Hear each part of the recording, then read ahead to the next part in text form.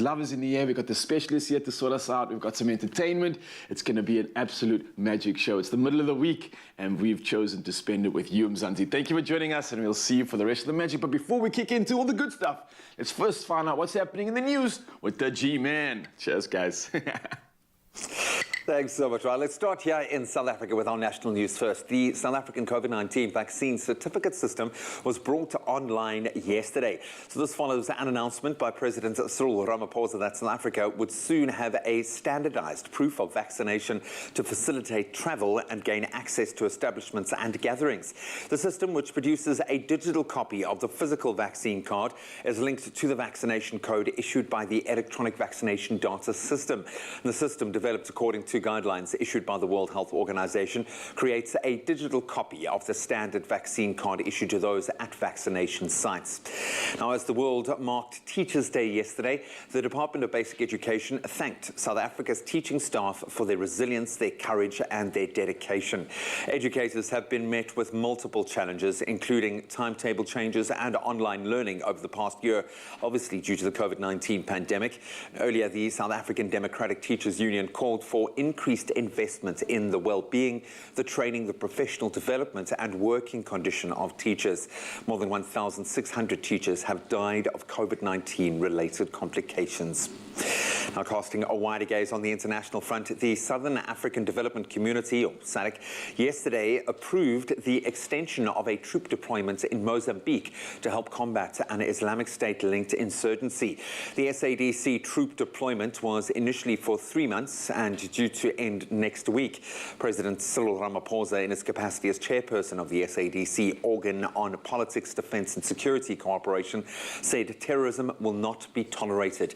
He said the insurgency had the potential to affect the stability of the entire region, but added that he was confident that security in Mozambique will be restored. Then investigators in the US are looking into whether a ship's anchor may have struck a pipeline on the ocean floor that is causing the giant oil slick off the Californian coast. The spill sent up to 573,000 liters of heavy crude oil into the ocean. It then washed onto miles of beaches and a protected marshland, killing fish and birds in the process, contaminating wetlands and leading to beach closures. A state of emergency has been declared in California's Orange County. Now, it's thought to be one of the largest oil spills in the state's history and a massive disaster. Now, on to a youth stepping up to the police plate. So a new elite team of crime fighters was elected in Kariega on Monday when the Eastern Cape Junior District Commissioners gathered to discuss and offer solutions to substance abuse, gender-based violence and bullying in schools. Brilliant. They will be led by 13-year-old Amila Fabana from the Amatole district, who was inaugurated as the new junior provincial commissioner. Now, Amila will have 5 deputies. SABCS admin officer Mapelo Gogi said the junior commissioners, the project was aimed at advancing the shared efforts of the SAPS and its social partners to achieve greater safety in schools. Gogi added, and we quote, "The junior commissioner project is one of the SAPS youth crime prevention flagship projects that seek to provide the youth of South Africa with an opportunity to contribute and play a meaningful role in ensuring a safe and conducive learning environment in schools." An excited Amila undertook to play her part in helping to promote and ensure safety, especially in schools. We wish her and her amazing team of anti-crime crusaders the very best of luck. And on that very positive note is where we leave our news headlines. Let's delve into the sport.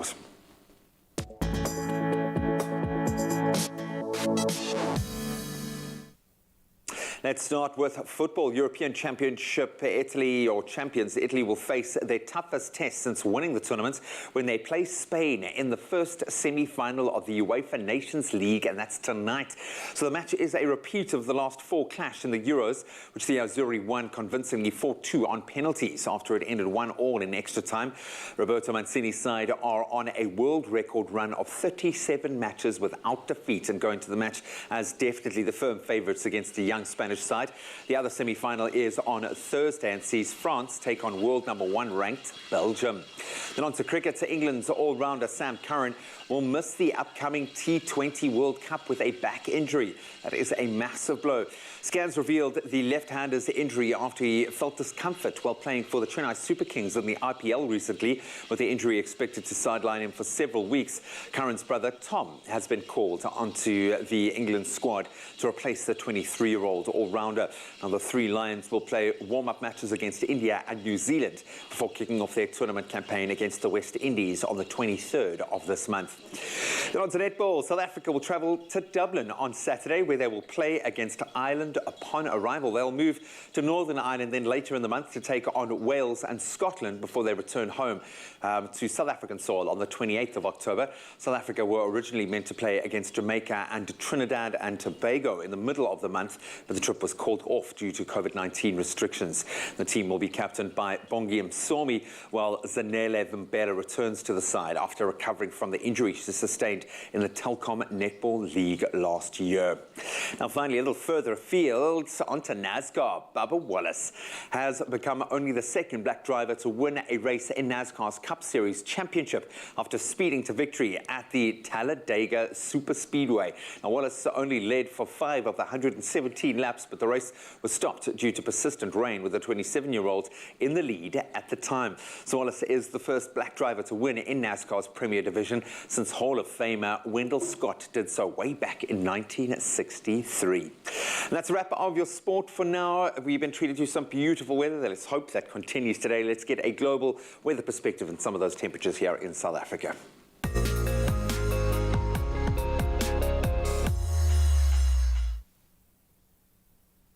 Thank you so much, G. Now to take a look at the weather. First up this morning, and some interesting temperatures expected around South Africa, and that's what we're reporting on. Now, most of South Africa is likely to experience above normal rainfall during the upcoming summer season, but most of the Western Cape will be hot and dry. Now, SA is recovering from a bitterly cold winter, during which at least 19 new low temperature records were set in late July. Now, these extremes are expected to continue as forecast by SAWS in its latest seasonal climate watch report. Now, SA is expected to also receive above normal rainfall throughout summer periods, with the northeastern half of the country being particularly wet until February. But this increased rainfall will not extend to much of the Western Cape, and this also applies to the Northern Cape. And up until December, both provinces are expected to have normal levels of rainfall, but the Karoo is forecast to be drier than usual. Now, SA's summer season is also expected to be hotter than normal across all provinces. And sticking to local weather, we have some of the most beautiful sunrise submissions to showcase. We're starting off this morning is Avril Roberts-Retief from Zandvlei in Cape Town, perfectly capturing this summer morning overlooking the Vlei as the sun comes up in the distance. Just absolute magic stuff. And then Maurice Conradi captured this stunning shot of the sun casting a glow through the cloud cover over his area. Oh, Mzansi, thank you so much again, of course, for sending in these pictures, because we love how you put a smile on our face and the rest of the studio and the country, of course. But now, to take a look at the temperatures across the rest of the country, starting off in Polokwane, you've got a low of 15 and a high of 25 degrees. In Mbombela, your day starts at 14, moving up to 22 with 56% chance of rain. In Pretoria, the day starts at a minimum of 15, moving up to 28 for your high. In Joburg, a low of 14 and a high of 26 degrees. In Mahikeng, the day starts at 16, moving up to 31 degrees. In Klerksdorp, very similar, with a low of 15 and a high of 31. And in Kimberley, much the same, with a low of 14 and a high of 30 degrees Celsius. Then moving over to Bloemfontein, where your day starts at 11, moving up to 28 degrees. In Richards Bay, rain can be expected, a low of 17 and a 21-degree high. In Pietermaritzburg, much the same, with some rain coming through. Your day starts at 14, moving up to 21 degrees. And then in Durban, a low of 18 and a high of 21, with a lot of rain expected there too at 61% chance. And then in Mthatha, a day expected to start at 10 and then moving up to a maximum of 22 degrees. Moving over to East London, as expected, rain is coming through, the low of 15 and a high of 21 degrees. In Cradock, a sunny day for you expected, with a low of 6 degrees and a high of 26. In Mbecha, your day starts at 15, moving up to 21 degrees Celsius. And then in George, 11 is your low and 19 your high, with sunny skies expected all the way around. Much the same for Cape Town, with a low of 12 and a high of 25. And then in Worcester, a 13-degree low is your day starter, and then it moves all the way up to 28 degrees. Sutherland starts the day on 8, moving up to 25 degrees. And last but not least, a sunny day for Uppington, with a low of 15 and a high of 35 degrees Celsius. Now, that's the wrap-up of the weather for this morning. Of course, there's so much magic coming through at the show, and G's going to let us know more about that right now. Is it just me, or is he looking like gorgeous this morning, hey? Oh, I'm looking forward to date night tonight. Yes, that is the theme today. It's all about date nights, and we're going to inspire you, and of course, we're going to bring you an inspirational animation. We have been loving the world-class animations delivered by the Animation School, and we've got another one coming up, and then Shanaz Moos, Tumi and I are going to talk about screen time with the kids during the holiday period. How much is too much? What's okay? We'll give you some guidelines in just a moment.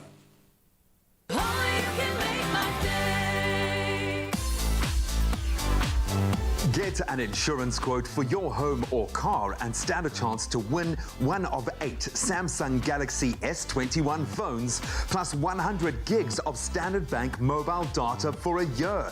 To enter, SMS the keyword motor to 31492 to get a call back and quotes, and you could be a winner.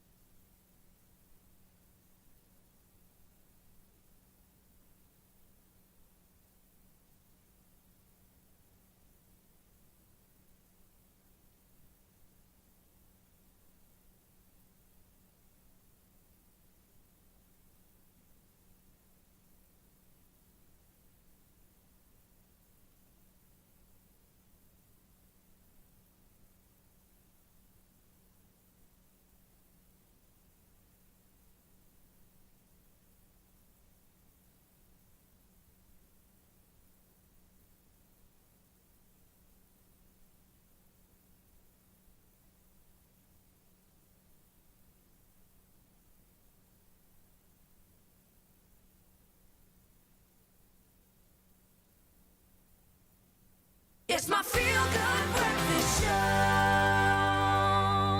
Welcome back, you beautiful souls. Of course, it's a themed date night right here on Expresso. We're opening up with S3 and giving you all the tips. And maybe another tip that we can give you today is possibly how to think for yourself, right? Now, in a world controlled by surveillance and where people have been encouraged not to think for themselves, a teenage girl is inspired to go against the status quo and live a vibrant life. Yes, please to that. Now, this is the narrative being explored in the short animated film Somnium, which was created by third-year students from the Animation School in 2013. So let's take a look at this.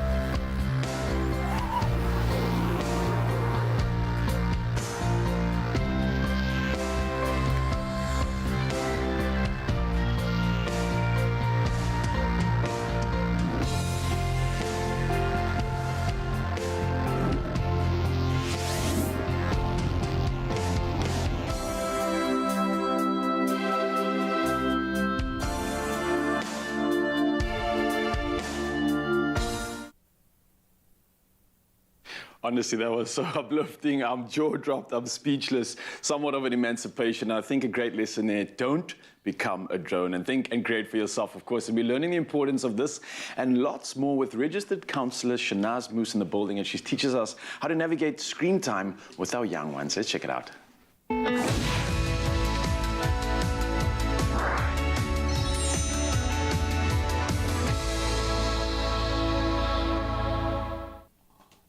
Yep, the A-team is in the house. Now, many of us have spent, let's be honest, way too much time over the past year glued to our screens because of the pandemic. Simple truth, universal truth, I think. And that goes for our children and parents as well. But how can we better create a balance in our lives? And registered counsellor Shanaz Moose now joins us on the couch to offer some great advice, some counsel alongside Afternoon Express, the gorgeous chef Tumi Mukhai, who has a 4-year-old son who is just the cutest little dude on the planet. Balokwa Mukhai, look at that guy. Look at his face. Guys, so good to have you here to talk about something that admittedly does really give me concern, because my boy really gets invested in screen time, and it's something that we do rely on a lot. I'm going to start with you, Tumi, because our boys are the same age, and I've seen your little man glued to the screen when he comes in here, and that's exactly what I do with Jack. What is the relationship with screen time? Do you see it as a positive, a negative? Put it in perspective for me. To be honest, at first, when I first became a parent and I was hearing about screen time, it was evil. Yeah, take it away. Yeah, it's wrong. sure. And then as time went by, I started learning and realizing that it's actually, it depends on how I treat it and how I explain it to him, but also the fact that there's so much that they can learn. My son has learned to articulate himself so much more. He's learned to communicate so much more because fine motor skills. I've seen him play games where I'm like, exactly. How do you do that? You know, stuff like that actually, funny enough, also correlates to what he learns at school. And then, so part of me has now learned to sort of try and balance it. And yes, it's a great thing and there's so much to learn, but there's also so much he could be exposed to that I'm not aware of. Yeah. So it's also just about managing that and seeing what's good for him and not necessarily... Does that mean you've set up rules? Do you have like a set standard, okay, this is what's allowed? Because you want the outdoor play, especially in little boys, you want them to be active and to enjoy that. What's the structure? Especially because he's very creative. He's a very, he's in his head a lot. So he'll make up these scenarios where he plays with his cars and he talks to himself, and he does that a lot. So I feel like a lot of the times if he's on the phone, he ends up forgetting that side. He ends up getting so caught up in the fictional side and not in his head and what he can do with his imagination. So there are measures that I put in place. I know that there's apps that I use that sort of limit the amount of time. So once you've set a timer, it goes off, there's no more screen time. But I think and then he toddles into the studio there. And that's awesome. Then everyone's chasing after him. But yes, just to make sure that I at least manage that amount of time that he spends there, because it's not a bad thing, but it's also just about managing. Balance. Shanaz, my boy gets so invested, we have to stop everything else. He can't eat. He has to get dressed in the outfit, and he acts out every scene. He remembers the words of entire movies, but it's the conceptualization. We've been able to discuss some pretty big things because of what he's seen in movies like Spider-Man Into the Spider-Verse, which is an amazing film. If any parent out there, you'll enjoy it as much as your child will. What are your thoughts on managing screen time? And is it the demon that it's been painted out to be?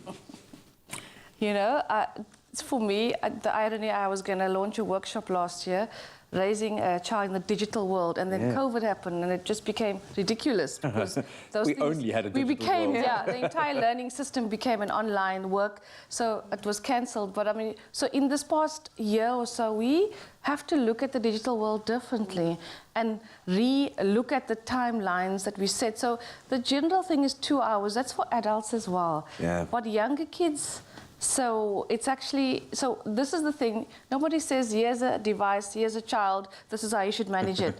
You just get one and then you figure it out, then you just hand the one the other thing and let them figure it out. I've seen babies with phones watching kiddies programs. My 18-month-old knows how to answer a phone and will have a fat conversation with you if one of us is like in the shower or something. Done. Yeah. It is crazy to me. We're all about socializing and forming those bonds now that we can actually get our kids out there. Have you noticed a change in terms of how he engages with other children? Is it a sacrifice, too much screen time and too much involvement? Has it changed the way that he engages with other kids? That's something I've also tried to manage a lot, because I've realized that when he's glued to his screen and then let's say he meets up with other friends of his and they perhaps have devices, then he feels like, okay, so I'm the only one that wants to interact, so I need something as well to keep me busy. Yeah. But if everyone else is off their devices and everyone is there, he is the most social person. I mean, when when he comes here, he has a lot to say. So he's very sociable. However, if he's in a space where everyone else is looking down on the phone, he feels like, okay, I might as well just peer pressure, join the it's a real train. thing, man. We still feel it. It's vitally important that our kids engage, but they also have to be digitally savvy and they have to engage. I'm looking at kids playing, say, Fortnite, for instance, are being more social, networking with their headphones in. I was amazed to see it at ATK Arena, where parents were bringing their children for 2 hours of positive influence, social time. Just because you're working digitally doesn't mean that you're pulling them back from a social situation. Yeah, because that's what I was trying to say. In the lockdown situation, that's how friendship circles continued. Yeah. That kids, my son. We talk about him, shame. I'm not watching, but okay. So let's just say he now has access to a PC in his room, and he chats over Discord with his friends, and that's how playing. So there's the interesting thing. He often doesn't play alone. Yeah. He only wants to play when his friends are online. Are available, and yeah. it becomes a hangout. So it's not. So this is the thing we don't understand. That we just assuming you're on your PC. What are you doing? And so it's like I'm chatting with my friends, but they're gone off now. And then he emerges from the room for food and other basic needs. So, yeah. It's a brave new world. It is a brave new world. We're going to continue chatting about screen time, how much is too much, how do we find that balance, some great parenting advice on the way. Stay with us. Only you can make my day.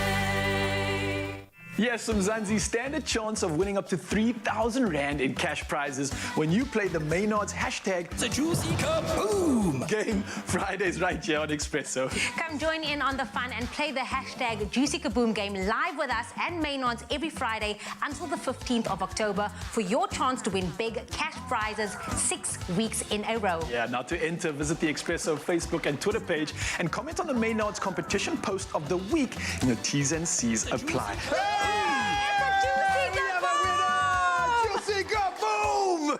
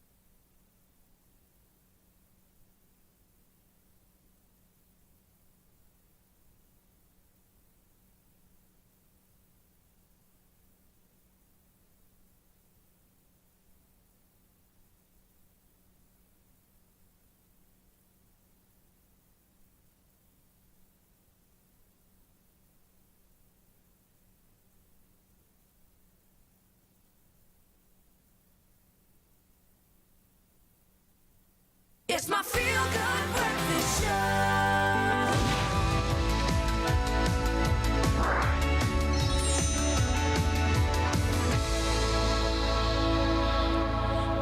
Welcome back. So a little bit earlier in the show, registered councillor Shanaz Moos alongside award-winning, I stress that, award-winning chef and parent, of course, to a beautiful boy. Tumi Mochai joined us on the couch to chat about creating a balance between our time in and out of the digital space. And we are continuing that conversation right now. Tumi, I'm going to start with you. How is the pandemic and our lockdown time? I know you continue to work, but we've spent so much more time at home. How has your relationship to the digital space changed? I've made peace with the fact that AI is the future. Yeah. I've made peace with it. I think at first we used to be very against it, but knowing that that's just where we're all headed. I spend a lot of my time online because I'm also doing research. So I end up finding myself on the phone, and I give my son the other phone so that in order for me to do my work, I need that time to focus. And which other way can I, like, which other option do I have? To give him the phone so he focuses, even if it's just for 2 hours, and then I know thereafter I give him my attention and all of that. But it's been a very loving relationship. Yeah, no, for Grown sure. to love it. Bless you, Coco Melon. I don't know what I would have done without it, as much as it drives me insane. It's just so important. Bearing in mind, we're not talking about social media. That's a whole different kettle of fish, Pandora's box. We are talking about screen time, and there are so many resources in that space. How then do we limit this? What guidelines and rules do we need to set up? Structure do we as parents need to set up? Because I know so much of this is our own behavior, not our children's behavior. So what's your approach here? Yeah, so obviously you need to educate yourself on what's appropriate. But obviously under 18 months, try to limit phones to conversations like video calling other family members. Yeah. So that's your first access to, not really playing or watching. Rather let the child watch, if possible, a normal screen, TV size, if possible, because the light intensity and the way you keep the phone, especially at 18 months. And then as you move on from there's the 3 to 5 age group, only an hour a day, 3 hours on a weekend per day. Cool. So as you can see, we're moving up. But one of the rules I set in place was only one screen at a time. So if I'm watching TV, I cannot have my phone. So my son was 4 when we put our screen rules in place, and he would check me. Mom, 2 screens. No. And sometimes it would be iPad, phone, TV. Mom, 3 screens. And then I'm like, flip, flip, flip. Okay. What are the dangers here if we push it too far, if we lose control of that and just use it as because for me it's that when the child goes into that dead space where they go into the inner kind of world. What is the danger of too much time, and how much is too much? Yeah, like I gave you a guideline. So even for adults, 2 hours a day. And the stupid iPhone added a monitoring system weekly. I'm like, how do I disable this? And then it's like, you're down 15 minutes from last week. I'm like, yes, winning, but you must see what the average is. I'm like, no, close. So this monitoring of the self. So children do not have the built-in ability to monitor themselves. Yeah, they Screen time wired to regulate. It's like, triggers the brain, it's exciting, it's fun. Would you want to stop something that's exciting? So that's where the apps come in, apps that cut off, apps that when my kids were younger, the teens or when they're teens, everything just disappeared at a certain time. You just hear the screaming from the room. Because it was more like they don't have the ability to put the phones away. The other thing I tried was a central charging station. So the lounge and multiple charger docks. Yeah. I was struggling with that more than them. So there were so many ways we tried to do that, and I gave my son a sheet to monitor his screen time every day.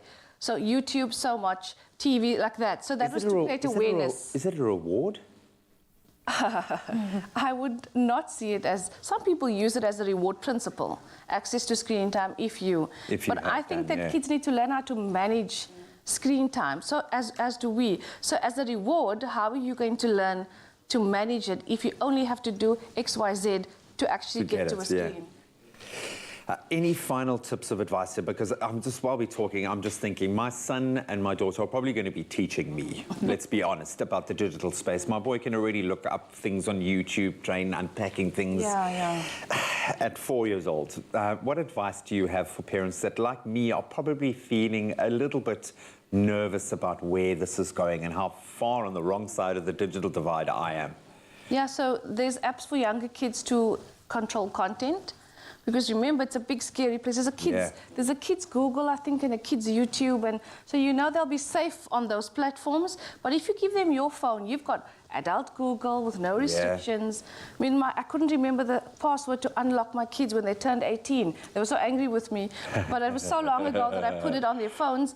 But it went away when you got a new phone, whatever. But my thing is that you as the parent have the responsibility. Make areas in your home phone-free, device-free, make times in your home, meal time. So supper time, that we together. It's old school, no TV, no devices, conversation.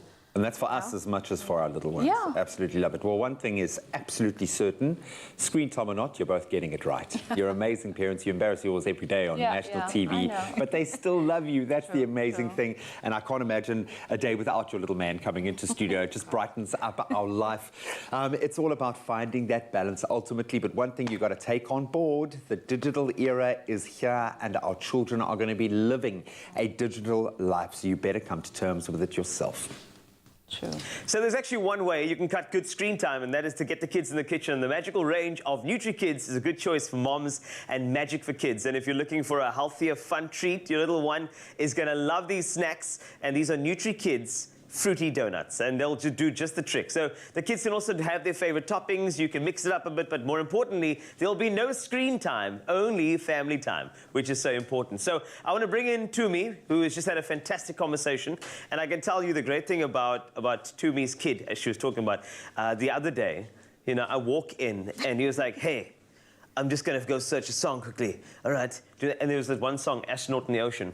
By the way, we had a good time together chatting about it. Yes, what you know about Nutri-Kids in the deep, and it works. You know what I mean? That's great. So this is what they would call one of the best parenting hacks ever, because you're saying let's have donuts, but at the same time it's not really donuts. It's something nutritious, and today we're going to use something fantastic, which is the Nutri-Kids dairy snack, which is going to be perfect. Yes, and we're going to be making these donuts, like you said, nutritiously. We're using nectarines instead of the heavy dough and the stodgy, starchy, carb-filled dough. Just keep on. Whoever's starting a diet today needs to hear these words right now. Please just keep it going. Terrible.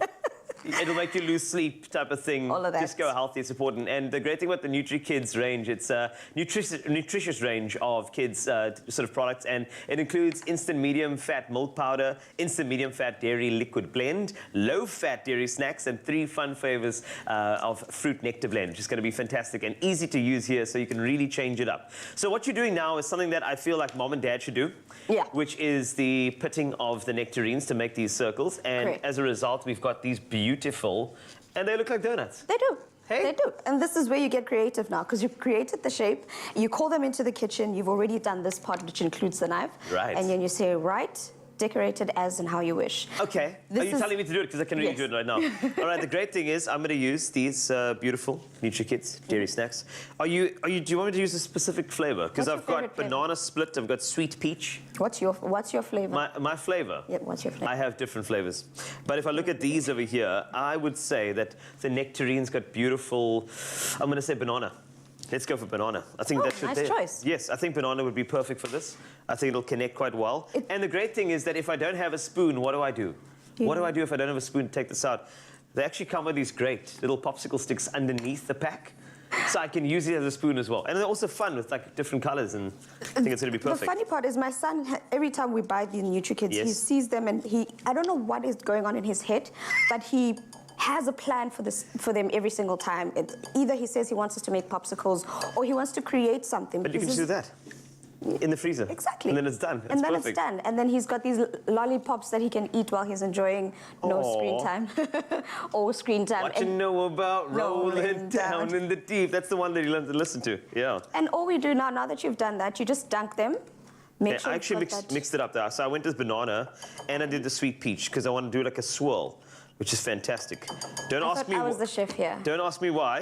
You are the chef. So what we've done here with these is that you're going to pop them in the freezer afterwards to set them up, right? Yes. Correct. So all that you're going to do, you're doing the dunking, and then we start decorating. We've got nice, healthy alternatives here. We've got some choc chips. And I mean, you can either go straight in, or you can actually do a bit of a, and then just drop them on there like that, and change it up a bit. Vary it. Even go even more adventurous and put this in here, put another one on top, freeze this, and it becomes a donut sandwich. Stop it. Just say it. That's the best thing. And the great thing is that you have to have all these endless possibilities for the kids in the kitchen, which is so cool. I actually love what you did with that one. I actually want to make one more for myself. Let's make more. Yes, we're going to do so much more because this is fun. Like, I'm having fun in the kitchen. And this is another way of keeping them busy while you're doing something and doing something else. Just get them busy, let them make their own snack. That time you're killing 2 birds with 1 stone. Exactly. And if I look at the toppings that we had here, I mean, these are dark chocolate nibs, which dark chocolate, as you know, it's a bit healthier. here, and then of course you've got some crushed almonds. Yeah. You can do some other toppings. Like what other ones did you use? You could even use dried fruits as well, because Oh, you've got the yes. elements of the fresh fruit, the dried fruit, and you still know it's kind of nutritious as well. This is great, and honestly, the possibilities are endless. You can really make a whole lot of different varieties, and I'm sure you can just, you can drop in some fruit to make the popsicle even more fruitier, which is great. Something that is absolutely sensational. If you want to try something with the kids, I think this is the perfect way to kind of impress them with a bit of the donut flavor and the NutriKids dairy snack. Give it a shot. If you want to look for a little bit of a recipe, we've got it covered for you, expressoshow.com. But if you just want to play around, make it your own, please do so. And also make it with the kids, post a video or a picture and pop it on the Expresso Facebook page. We'd love to see. I'd love to taste one. Go ahead. Can I go for it? Please go Thank ahead. you so much. This is the best. Yes, no, maybe. It's a yes from me. And also this whole mess, it works. That's what you're trying to do. But you're not going to have one. I could feed you. No, thanks. Okay, fine. We'll do that later. NutriKids is what we need to help us to get strong in here. NutriKids, great for mom, way better for kids. Made with love by Clover. Oh, you can make my day.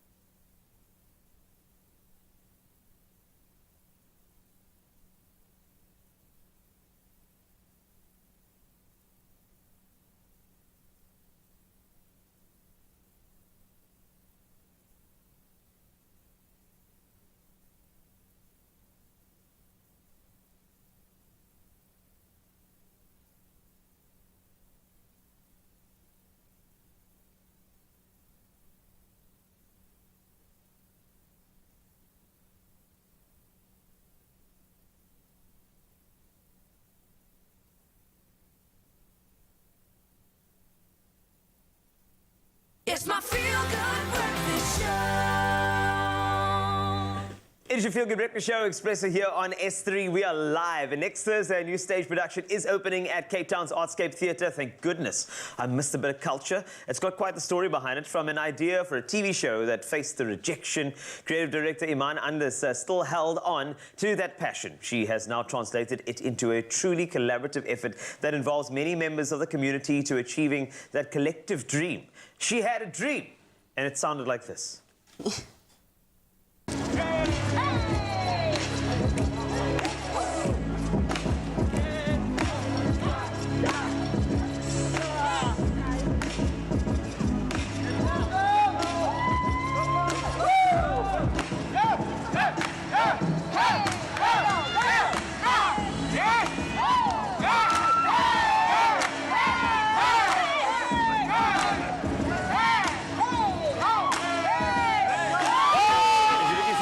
to block traffic, that's a very good one if you want to try it. There's just an option for you. I mean, there are some other ways, but that's just one of the things. That's just part of the, you know, the beautiful symmetry of the entire road. There's people in the middle there and no cars going through. I love it. So the show is called The Octaves Musical, and it involves the expertise of Lukman Adams. That's right, Lonely Girl, I'm Lonely Too. And Daniel Mpilo Richards as creative collaborators. Joining Expresso to share more about it is Iman herself, alongside the founder of the trio NPO, Amara Peterson is here, as well as the leads in the production, Aisha Peterson, as well as Bulelwa Mbenya. Ladies, I'm lucky today. Hello, Mensa.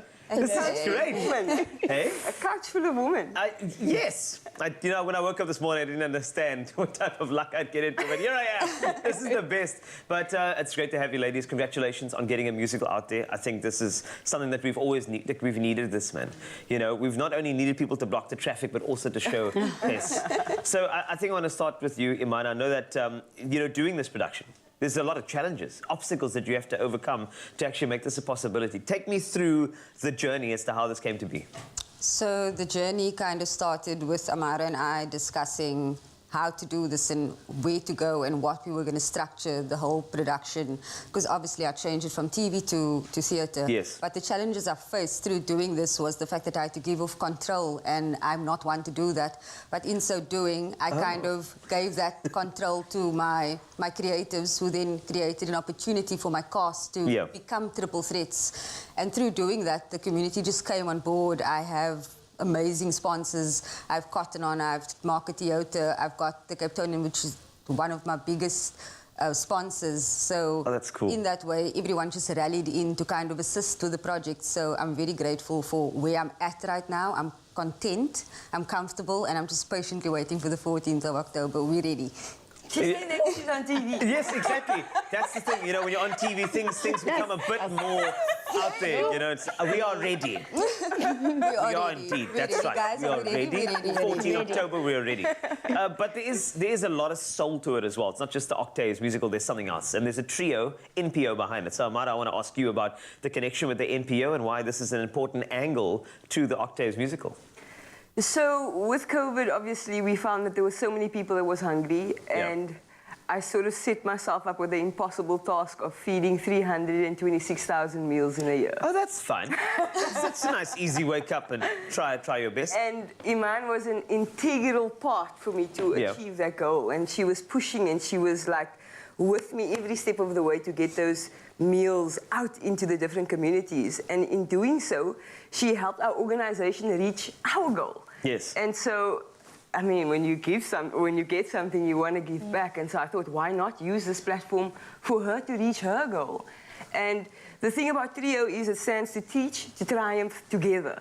And so it's all about uplifting people. And so the arts are completely out of my range. Like, I'm a culinary artist. Oh, really? Where were you in the kitchen earlier? Hello. Okay, yes. And so, like, with the whole organization, we uplifted the youth through cooking for the communities, and we've placed them into an industry where they can now work. And so this is just us expanding into a completely different industry. Okay. But it's still with the same ethos that we're creating a platform for our people so that they can actually be their purpose, and so that they can live and kind of like show off their talents and not die hiding the sort of gifts that God has given them, you know? Yeah. And so the synergy just came about with reach your goal. Like, if we can assist, like, and we can provide you with a platform to help other people, and that's basically what it is. 80% of these individuals have never been on a professional stage before. Yeah. And so to them, that's already something that they dreamed of. And to me, that is reaching my goal of, or the organization's goal of giving people a hand up and not a handout. That is the best. Oh my goodness, if she had to run with some sort of political party, you have my X. It's there. Yeah. But okay, let's chat to the people who are a part of the production. Now, starting with you, Aisha. Hi. Hi. You have a certain surname that is synonymous with theatre in this country. I do. Peterson. I do. Yes, you do, and you're proud of that. Also, you've been entertaining us with Melody on SABC2, but we're not going to go there now, right? Yeah, not now, We're going not to keep now. it real with the Octaves musical. Yes, we keep it real. Being a part of this production, you know, what does it mean to you with, you know, all those echoes of those who have come before you? I mean, how does it feel to be a part of this production? Wow, it gives me immense pride. This journey with the Octaves, wow, it has challenged me in ways that is unimaginable. Yeah. I'm doing things that I never expected myself to do. I was always the Peterson that wasn't for the arts. So my body's doing things that did, wow, choreography. Yes. It really has me, but the growth that the Octaves has allowed, I've never told myself that I'm proud of myself. So this is one moment where I'm just like, I'm proud of you. You are genuinely working so hard. And about that surname, you know, the man that is so well known, my dad, with theatre. I was telling him man the other day, I genuinely wish he was here. Like since workshop, I find myself thinking, I wish my daddy was here. I wish he was there to give me notes, to give me feedback, to be like, project, open your body, turn to the, do you know what I mean? Like, because these are things that I don't know. I wasn't one for the arts. So I'm just sitting here wishing, but I know he's obviously watching, but not in the way that I would have loved him, like, you know, to be here and to be like, yes. That's my child. Well, I mean, I think he is here. I think that's the great thing. I think every time that any of the family members touch a stage, I feel like Uncle Talib's there, just, you know. Definitely. And I think that's the magic. Center, exactly. And you can hear him, open your mouth. Open your mouth. The people at the back needs to hear you. Yeah, it's really great. Now, Bulelwa, I know that you're also a part of this, right? And I wanted to give you like a paragraph, but now I just need to know. I know. Do you know that thing when you're running out of time but you don't want to tell people you're running out of time? I don't want to do that right now, but what I want to say is that you're also part. What character do you play in this? I play Bongi. And Bongi, if Bongi had to be captured in one word, but an expressive word, right? Open your body. What would Sassy baby. Sassy baby, that's it. Ladies, thank you so much, and I cannot wait to see a little snippet of the Octave musical. And in case you want to do this one more time, 14 October, we are ready. We're ready. We're ready. We're ready. We are ready. And they're ready for you and your Feel Good Rep show. Stick around. 14th of October, indeed, it's something to look forward to, and maybe you want to look good while you're doing it too. So we all love natural, healthy and glowing skin now, especially in the warmer months, of course, right? So I know with a lot of ladies too out there, they're excited to experiment with the hottest makeup looks and trends, and I've also heard that SS21 is also about a luminous glow this season. So we've got a specialist in the building here to share her favorite beauty selects, is makeup artist and content creator. It's Renee DeWitt. Renee, how are you doing this morning? Good, I can see you got your glow on this morning. I try, but clearly nowhere in comparison. That's to you, especially for me, I know. And I honestly, like, I'm a guy that can appreciate when someone puts work and effort into their look, and you're definitely someone that does this. Unless you just wake up like this, then kudos to you. I always just look like this naturally, always. But honestly, you've got the glow, and it's often I see people, and you can walk past them, you know, there's a difference here, and that's something that I think you pride your work on. But it's something I'd imagine that's trending this season as well. Everybody's dying to get out there. It's lockdown level 1, so there's the opportunity to do that as well, and there's the opportunity to look good and bring out all those new creative edges that we've gotten through this lockdown. I know we're watching. Women are desperate. Yeah, and all these makeup tutorials that we had the opportunity to watch and stuff. So talk to me about it. What are these trends coming up for the season? So I think the biggest trend is your skin, but an elevated version of your skin. Okay. So luminosity, anything that glows, anything that's dewy, that's really trending. Okay. It's a very relaxed glam. So there's no more big false lashes. Sorry, girls. Everyone's going to be a bit upset about that. I don't know. I think maybe I think the gents might like this. It's you're playing on more of that real and that authentic. And I think it's not like you're going to wake up and see a different person the next day, which is always that crazy cliche fear. This is who I am, and it's cool to appreciate that beauty. So I like that. Yeah. I mean, it's just beautiful. It's very subtle. Washes of pink. You'll see a lot of pink. Okay. A lot of luminous skin, bright pops of color on the eye, lips. Color draping, which basically just means one wash of color on the cheek, on the eye, on the lips. So It's effortless glamour, which I really love. I like that. And one thing I heard you mention as well that's trending is the glow. And I see it all over. I see it online. It's all about that glow up. How do you achieve that look? What are some of your favorite items to kind of create Okay, that so glow up? I've always been about the glow. I've selected a couple of my favorites, which was really difficult because I've noticed a lot of the brands are doing so much incredible hybrids of skincare and cosmetics and color. So these are a few of my favorites.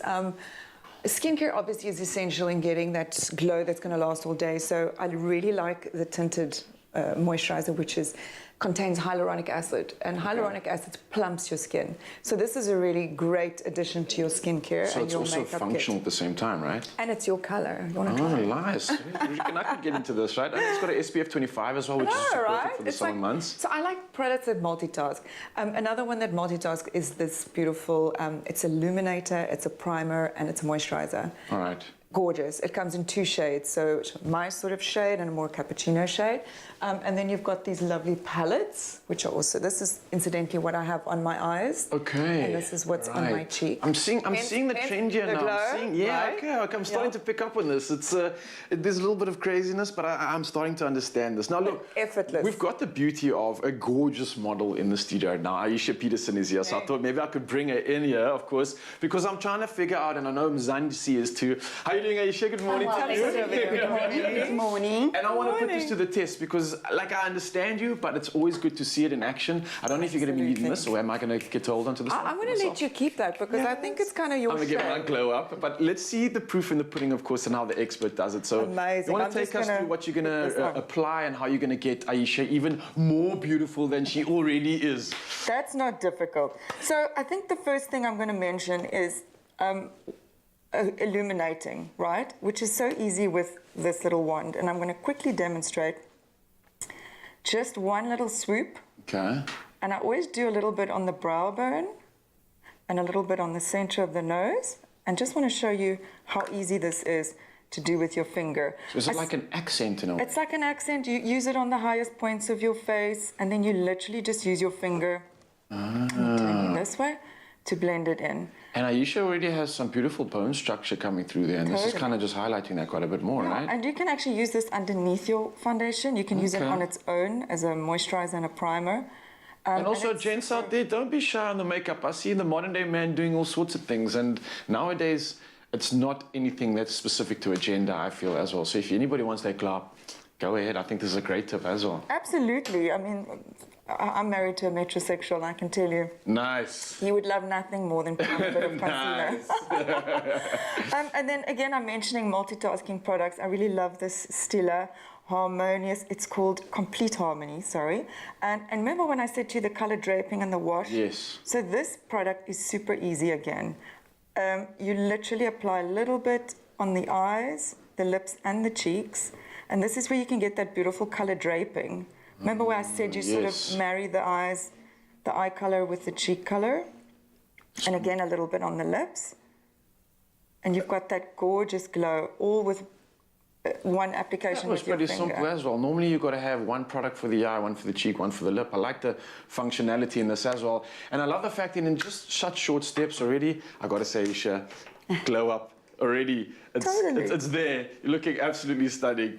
Renee, I can't thank you enough for this, of course. I would stay at this forever because it's almost like watching art unfold at the same time and a beautiful canvas to work on. But ladies, thank you so much for coming through this morning. Aisha, I know we're going to be spoiled with some more of you on the show, so thank you so much for that. It looks like you're pretty much ready and set for the glow up and here for the show up. And get this luminous and glow with Renee's favorite products at your available stores, such as Woolies, of course. And you can shop it in-store, online, and on the app. And it's the glow up that you want this season. Get it while it's out. Very nice work. I love it. Woolworths brings you the beauty brands you love. From the icons you swear by to local favorites. From clean beauty to coveted fragrances. Your most loved beauty brands. Edited for you.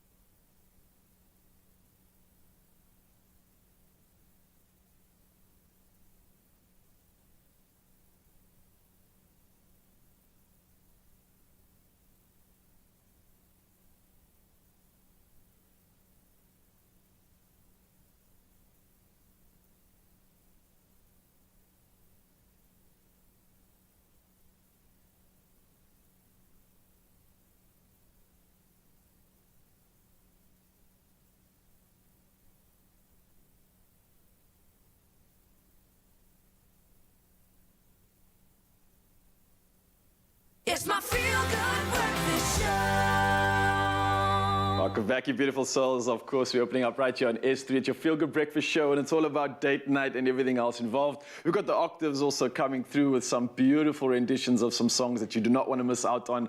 And I just learned a bit about makeup too. I mean, there's so much to do on the show, and so much of that's going to continue. But before we do, let's find out first up what's happening with the roundup in the news. Here's G and Carl. Let's check it out. Thanks a lot, Ryle. It's just after 7 o'clock, and let's take a look at those news headlines. Now, SA's largest engineering metal workers trade union embarked on a nationwide strike yesterday demanding a pay rise. The National Union of Metal Workers of SA, NUMSA, is demanding an 8% pay increase. Employers are offering 4%. There are some 300,000 sector employees with 155,000 registered members of NUMSA. A spokeswoman for NUMSA said the 4% hike offer is too small for some of the lowest earners who earn 30 Rand per hour. The strike threatens to cripple manufacturing industries. The South African COVID-19 vaccine certificate system was brought online yesterday. This follows an announcement by President Cyril Ramaphosa that SA would soon have a standardized proof of vaccination to facilitate travel and gain access to establishments and gatherings. The system, which produces a digital copy of the physical vaccine card, is linked to the vaccination code issued by the electronic vaccination data system. The system, developed according to guidelines issued by the World Health Organization, creates a digital copy of the standard vaccine card issued to those at vaccination sites. On to international news, something that gripped us all. Facebook's founder, Mark Zuckerberg, has apologized for the disruption caused after its social media services went down for almost 6 hours on Monday, impacting more than 3.5 billion users worldwide. An internal technical issue took Facebook, Messenger, WhatsApp and Instagram offline from 4 p.m. to around 11 p.m. worldwide. Some 10.6 million problems were reported, the largest number ever. The company said there was no evidence that user data was compromised. The South African Development Agency, or should I say community, the SADC, yesterday approved the extension of a troop deployment in Mozambique to help combat an Islamic State-linked insurgency. The SADC troop deployment was initially for 3 months and due to end next week. President Cyril Ramaphosa, in his capacity as chairperson of the SADC organ on politics, defense and security cooperation, said terrorism will not be tolerated. He said the insurgency had the potential to affect the stability of the region, but added that he was confident that security in Mozambique will be restored. And now some news from the world of entertainment. On Friday, our theme was all things Bond, as the latest James Bond movie opened in South Africa. That was on the 1st of October. Well, this movie took a mighty $121 million at the international box office in its opening weekend. The British and Irish box office led the way with a total of some $35 million, making No Time to Die the biggest movie release ever in the UK and Ireland for a Bond movie. The film marks actor Daniel Craig's 5th and final outing as the British secret agent. It has not yet been shown in China, the world's biggest film market. No Time to Die opens there at the end of this month, and in North America and Canada on Friday. Bond fans must please note that the maximum occupancy in all SA cinemas is limited as per government requirements. Certain seats will not be allowed to be booked to ensure social distancing is maintained. So make sure you book to see Daniel Craig in his last 007 role. He won't be seen as James Bond again. There is somebody who might, and that's this guy who's about to give you sport. Graham Richards is standing by.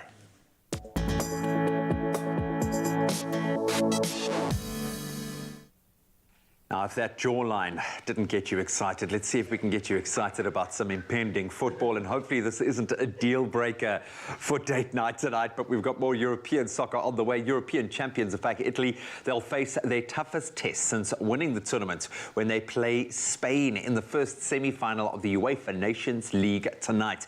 So the match is a repeat, in fact, of the last 4 clash in the Euros, which the Azzurri won 4-2 on penalties after it ended 1-1 in extra time. Roberto Mancini's side are on a world record run of 37 matches without defeat. They'll go into the match as firm favourites against a pretty young Spanish side. The other semi-final is on this Thursday, and that sees France take on the world #1 ranked Belgium. Then on to cricket. Not the best news for England, as all-rounder Sam Curran will miss the upcoming T20 World Cup with a back injury.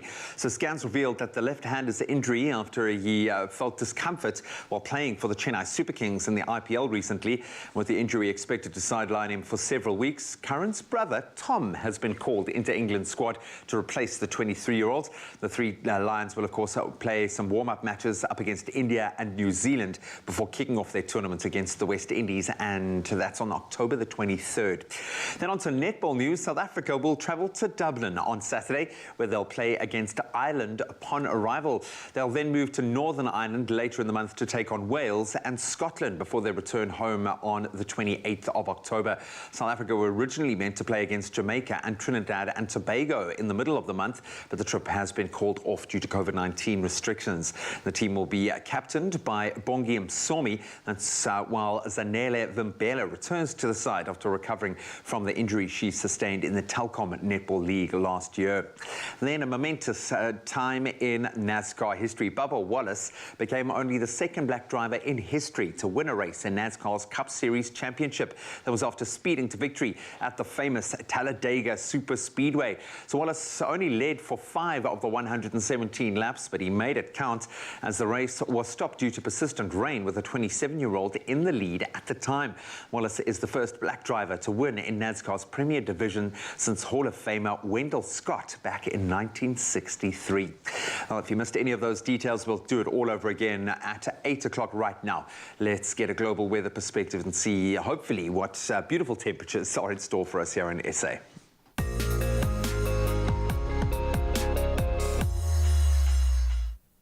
Thank you so much, G. Now, we started this morning's weather report by looking at some of the temperatures on land, but now we're moving over to the ocean, where rising ocean temperatures have killed some 14% of the world's coral reefs in just under a decade. Now, this is according to a new analysis from the Global Coral Reef Monitoring Network, and differently put, the amount of coral lost between 2008 and 2019 is equivalent to more than all the living coral in Australia. Now, the report found that warming caused by climate change, overfishing, coastal development, and declining water quality has placed coral reefs around the world under relentless stress. However, it's also found signs of hope. Now, many of these reefs are resilient and may be able to recover if immediate action is taken to combat future warming. Now, people around the world depend on healthy coral reefs and the services they provide for food, and it's possible to turn the tide on these losses, but doing so relies on us as a global community, and that means making more environmentally conscious decisions in our everyday lives. Come on, world, we can do this. Now, next, we change our views from the oceans to our skies above as we take another look at those sunrise photos shared on our Facebook page, and of course, the reason why we're constantly smiling after these reports. And first up, this 7 a.m. update is Casey Lee Jafter from Muizenberg, who captured this beautiful view overlooking the ocean while the sun is already up in the sky. Oh, magic stuff indeed. And then a little further up the coast, Nolani Mbete from Plettenberg Bay shared this silhouetted ocean view as the sun is just rising over the horizon. Thank you guys, as always, for coming through with these beautiful pictures. You know how much it makes us smile and the rest of the country. And now to take a look at those temperatures, starting off in Polokwane. Your day starts at 15, moving up to a maximum of 25 degrees. In Mbombela, your day starts with a minimum of 14, moving up to 22 with some rain expected over there. In Pretoria, you can expect a minimum of 15, moving up to 28 degrees. In Joburg, your day starts at 14, moving up to 26. In Mahikeng, a low of 16 and a high of 31 degrees. And in Klerksdorp, very similar with a low of 15 and a high of 31 degrees Celsius. And then in Kimberley, your day starts at 14, moving up to 30 degrees. In Bloemfontein, 11 is your low, moving up to 28 degrees Celsius. In Richards Bay, you can expect some rain at 59%, starting off at 17, moving up to a high of only 21. In Pietermaritzburg, very similar conditions with the rain expected, a low of 14 and a high of 21 degrees. In Durban, your day starts at 18, moving up to 21 with rain, also expected at 61% chance. And then moving over to Mthatha, the day starts with a minimum of 10, moving up to 22 degrees at 40% chance of cloud cover.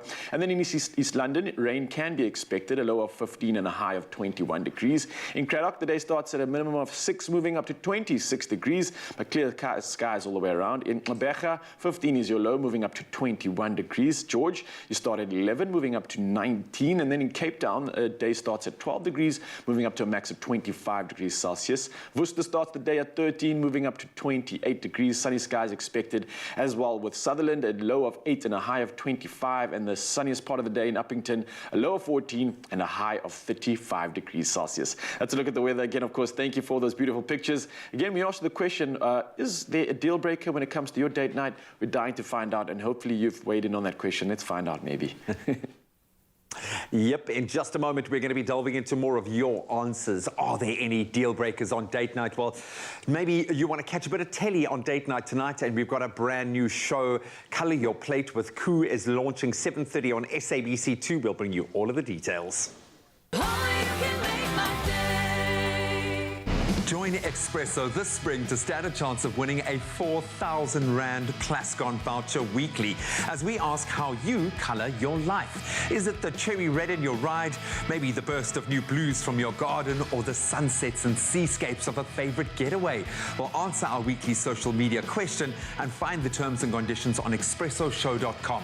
Then colour your life with 4,000 Rand paint vouchers to be won all spring on Expresso.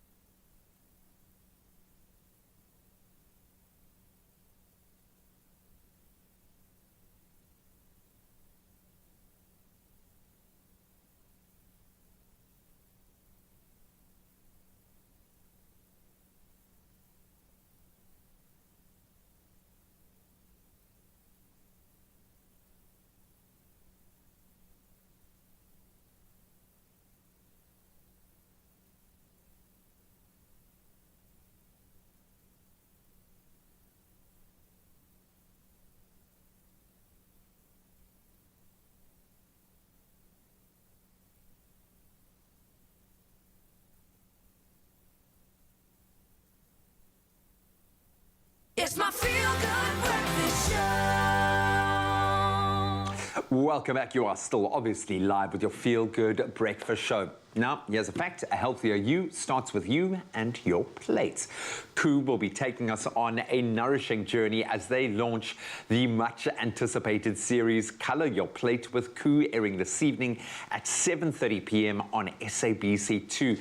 It's a new and very exciting reality competition show where every week Mzansi's best home cooks will be challenged to put together their most nutritious and, yes, colourful dishes.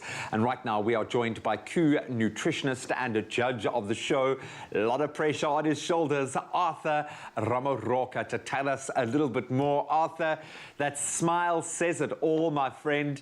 There's been such a build-up. We've seen it in the works. We are so excited.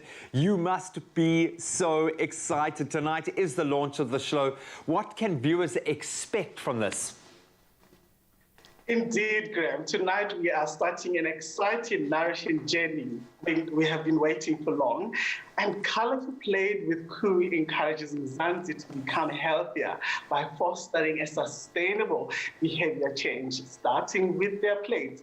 So the show is about Mzansi's eating habits, one plate at a time, and that we are changing it that way. So lots of inspiration from the dishes that are created by contestants in the show, and many nutrition nuggets that will be shared as well in the show. And of course, an all-star panel of judges, the best of the best, and we'll meet you guys tonight. So what was your experience being a part of this amazing judging panel on the show with these incredible, I mean, we're going to call them icons, from media, Basitsana Kumalo, and then obviously internationally renowned chef Ruben Riffel. What was it like being a part of that team?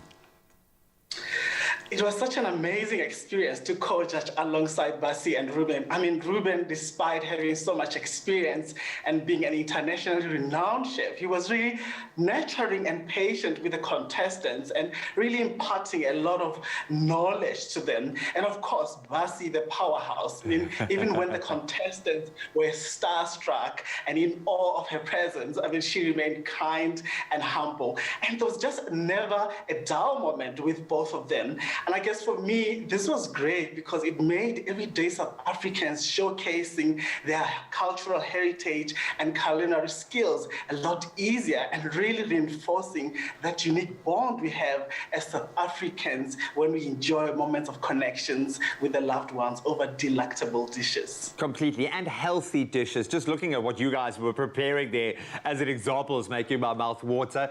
What I love about this is it's about going into the home, and Colour Your Plate with Koo encourages Mzansi to become healthier. Maybe you can elaborate for me a bit more about Koo's 5 a day. What does that mean?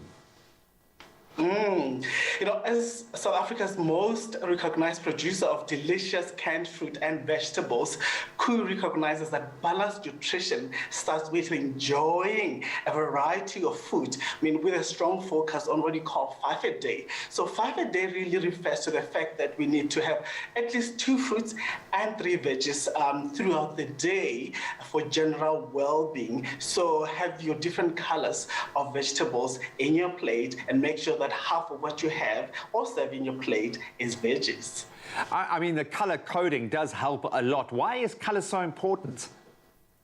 Yes, I can tell you, my friend, that color is key to your health. I mean, as the colors of fruit and vegetables are often linked to the different nutrients, vitamins, and minerals they contain. So eating or enjoying a variety of fruit and vegetables daily does really help us to stay healthy while we reap the different nutrition and health benefits from them.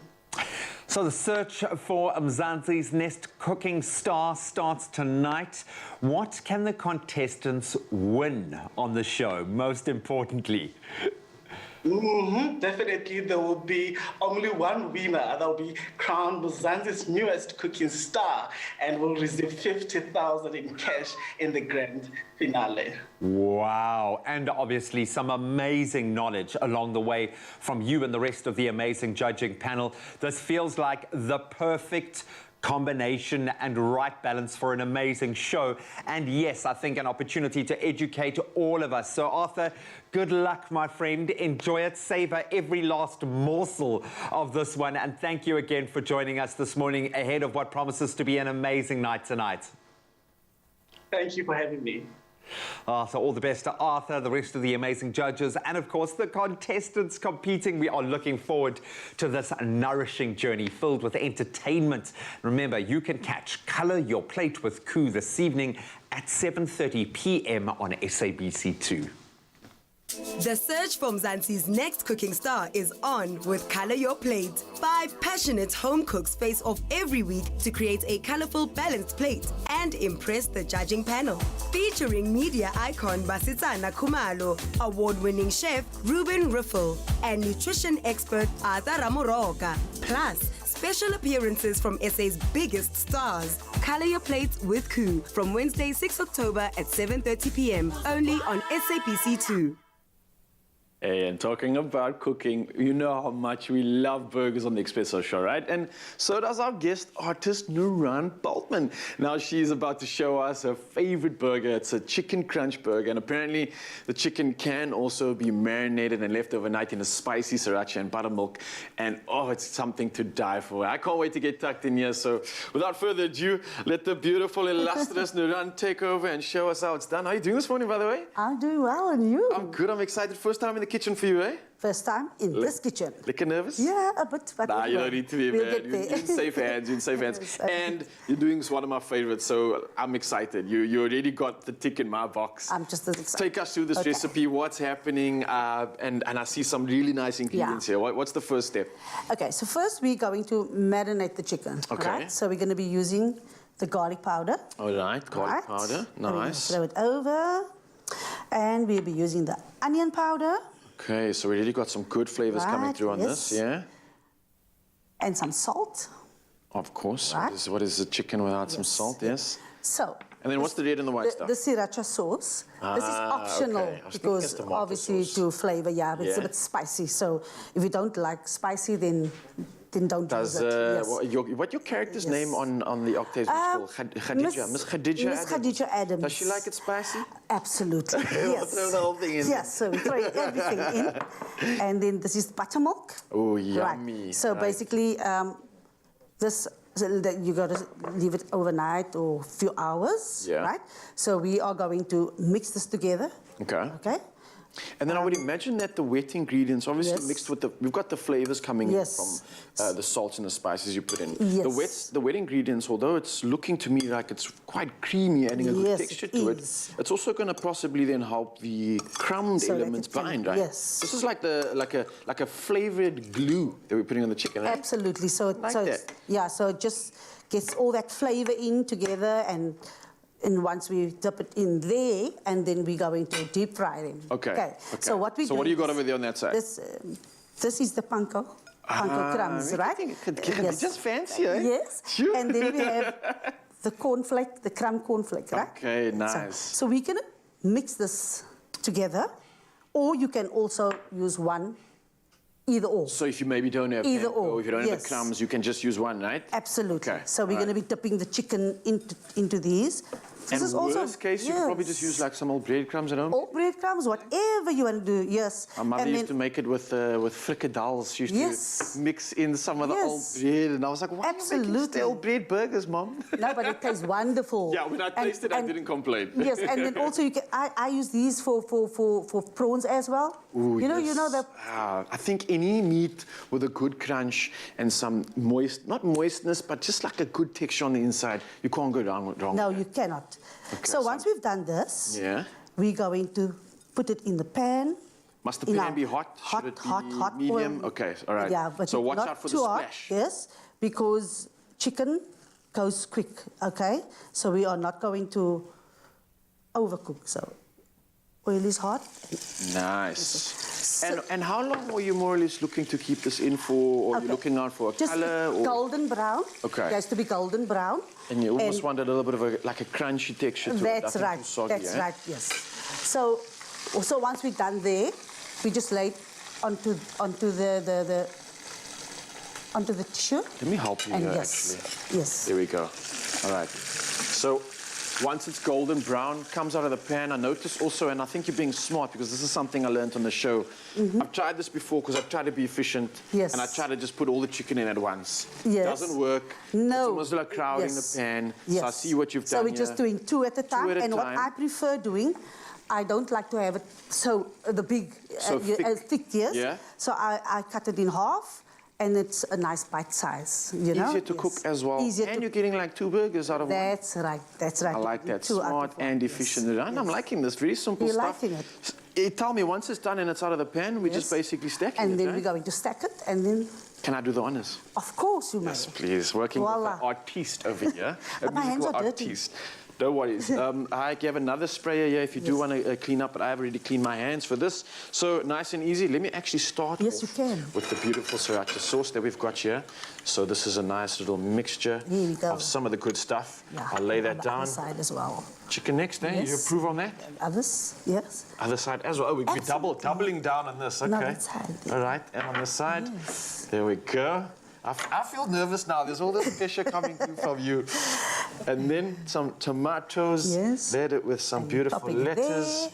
And Beautiful. as simple And top. as that. There Look we how good we go. did, eh? Voila. I'm proud of us. No, thank you so much. There is some beautiful stuff. Of course, Mzansi, you can also get this recipe and the ingredients. It's all over at expressoshow.com. And trust me, you're going to want to tuck into this because it's Awesome. got the crunchy goodness that you are looking for to entertain all your guests and maybe even to watch that Octave musical coming up.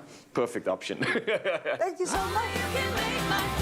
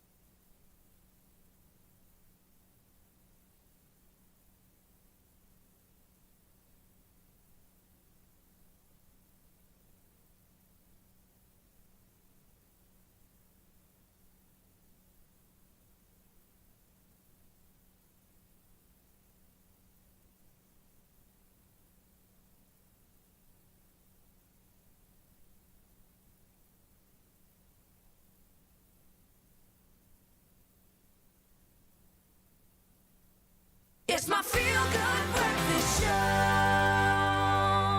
It is your Feel Good Breakfast Show, Expresso here at S3, and get ready to blow out some birthday candles and watch your online shopping dreams come true with loot.co.za as they celebrate their 18th birthday with 18 days of awesome deals and offers. We have the two very, very talented individuals who are not nervous at all to chat to me. Aretha Zuma's here, the Health and Beauty Category Manager, is joined by Jenna Bloch, the Head of Marketing this morning, to chat about Loot's phenomenal growth and how they will be releasing daily deals, including books, tech, outdoor, DIY, fashion, toys, and homeware.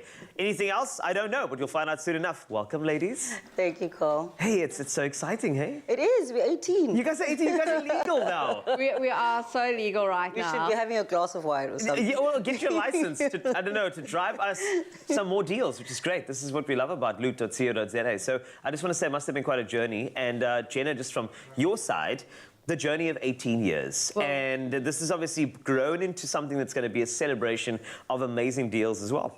No, it really has. 18 years is phenomenal, and we believe that we are South Africa's oldest general online merchandiser. And, you know, we started as a little bookshop or online bookstore in Simonstown, and now we have over 18 categories with 19 million products. And because we're 18, it just so happens that we launched wine last month.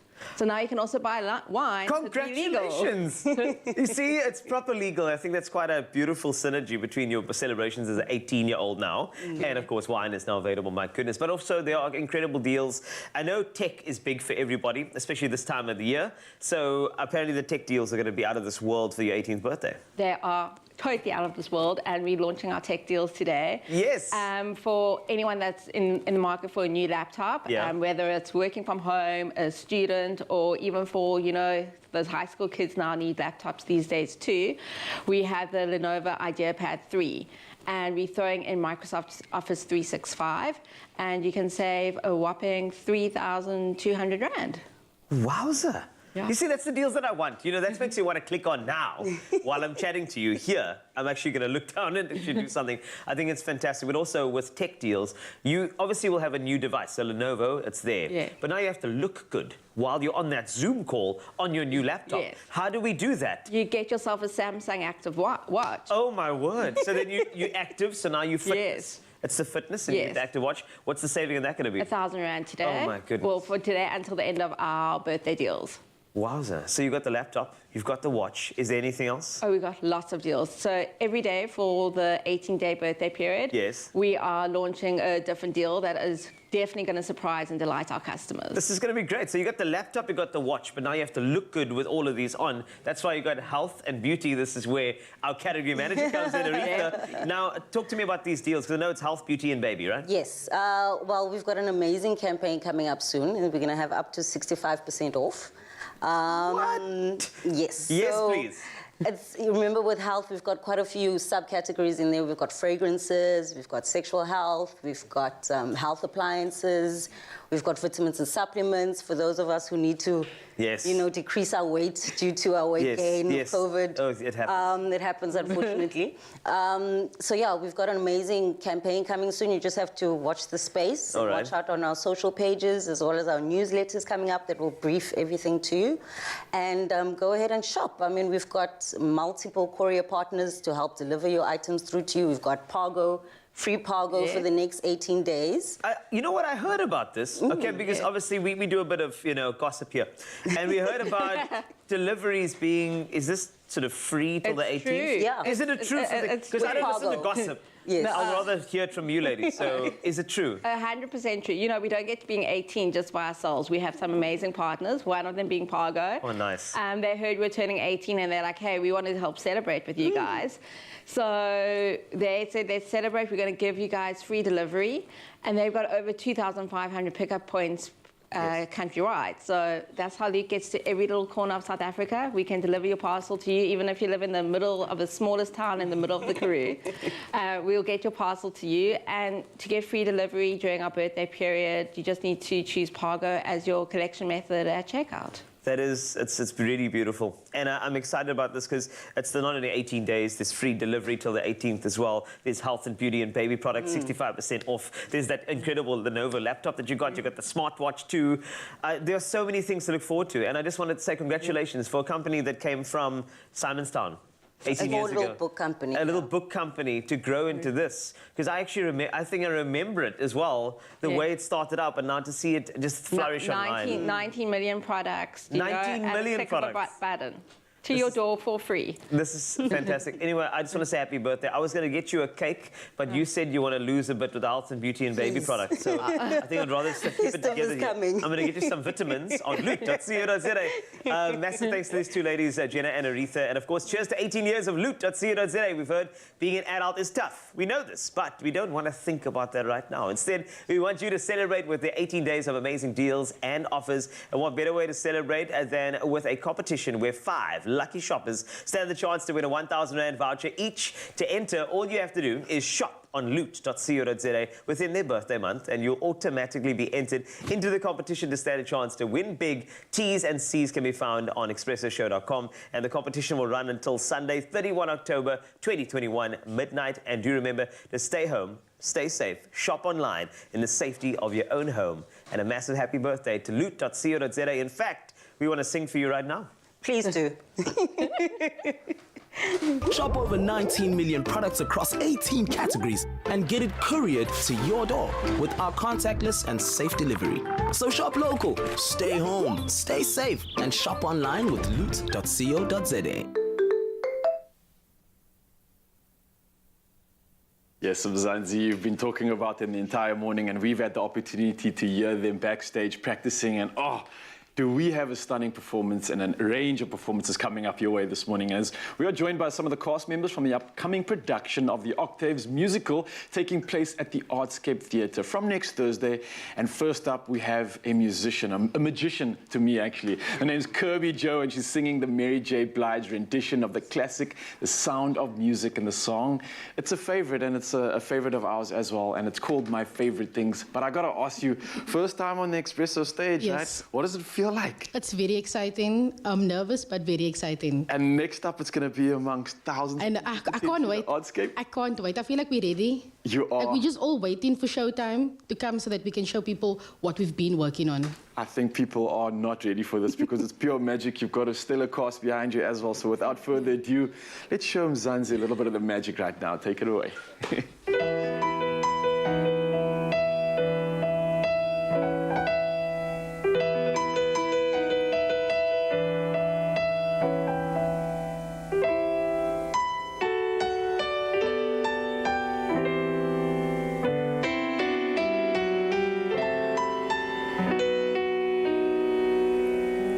Raindrops on roses and whiskers on kittens, bright copper kettles and warm woolen mittens, brown paper packages tied up with strings.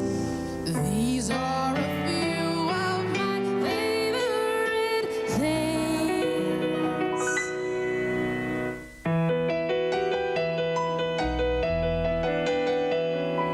Cream-colored ponies and crisp apple strudels, doorbells and sleigh bells and schnitzel with noodles, wild geese that fly with the moon on their wings. These are a few of my favorite things. Raindrops on roses and whiskers on kittens, bright copper kettles and warm woolen mittens, brown paper packages tied up with string. These are a few of my favorite things. Cream-colored ponies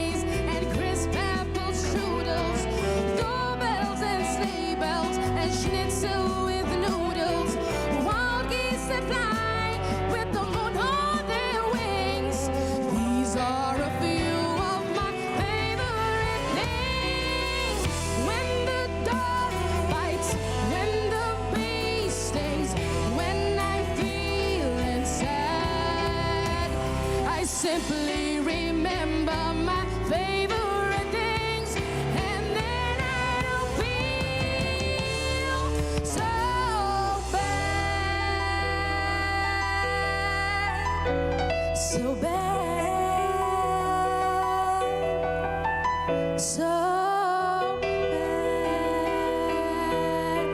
so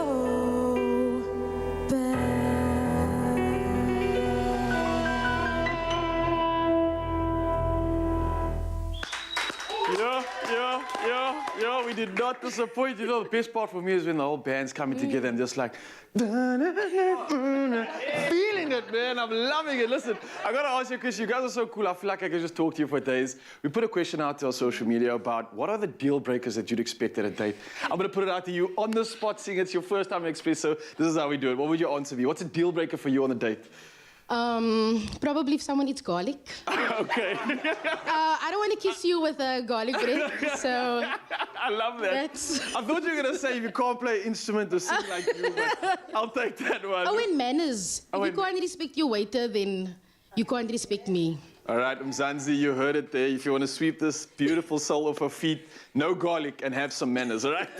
Listen, be sure to catch the inspiring new production, the Octaves musical. It's happening at the Artscape Theatre this Thursday, the 14th of October, up until Saturday, the 23rd of October, from 7 p.m. And the tickets range from $100 to $225. It's pocket change for all this magic, and it's available at theartscape.co.za. But don't go anywhere, Mzansi. We are going to be absolutely entertained with so many more performances coming your way, so don't go anywhere. We'll see you soon.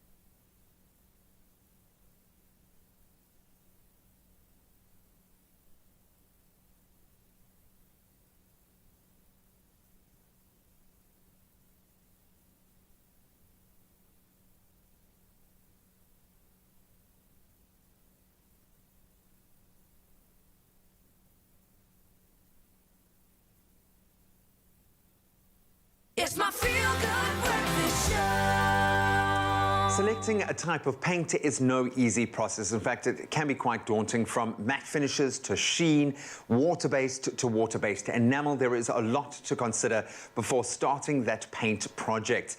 And we're about to get some leading light now as we chat to Head of Decorative Marketing at Clascon, Suvasan Mudli, to help ease this process just a little bit. Suvasan, thank you so much for joining us. How are you? Hi, Graham. Thanks for having me. This can be quite a daunting process. I'm hoping you're going to make it a little bit easier. There are different types of interior and exterior paints. Take us through some of these paints and the difference between them.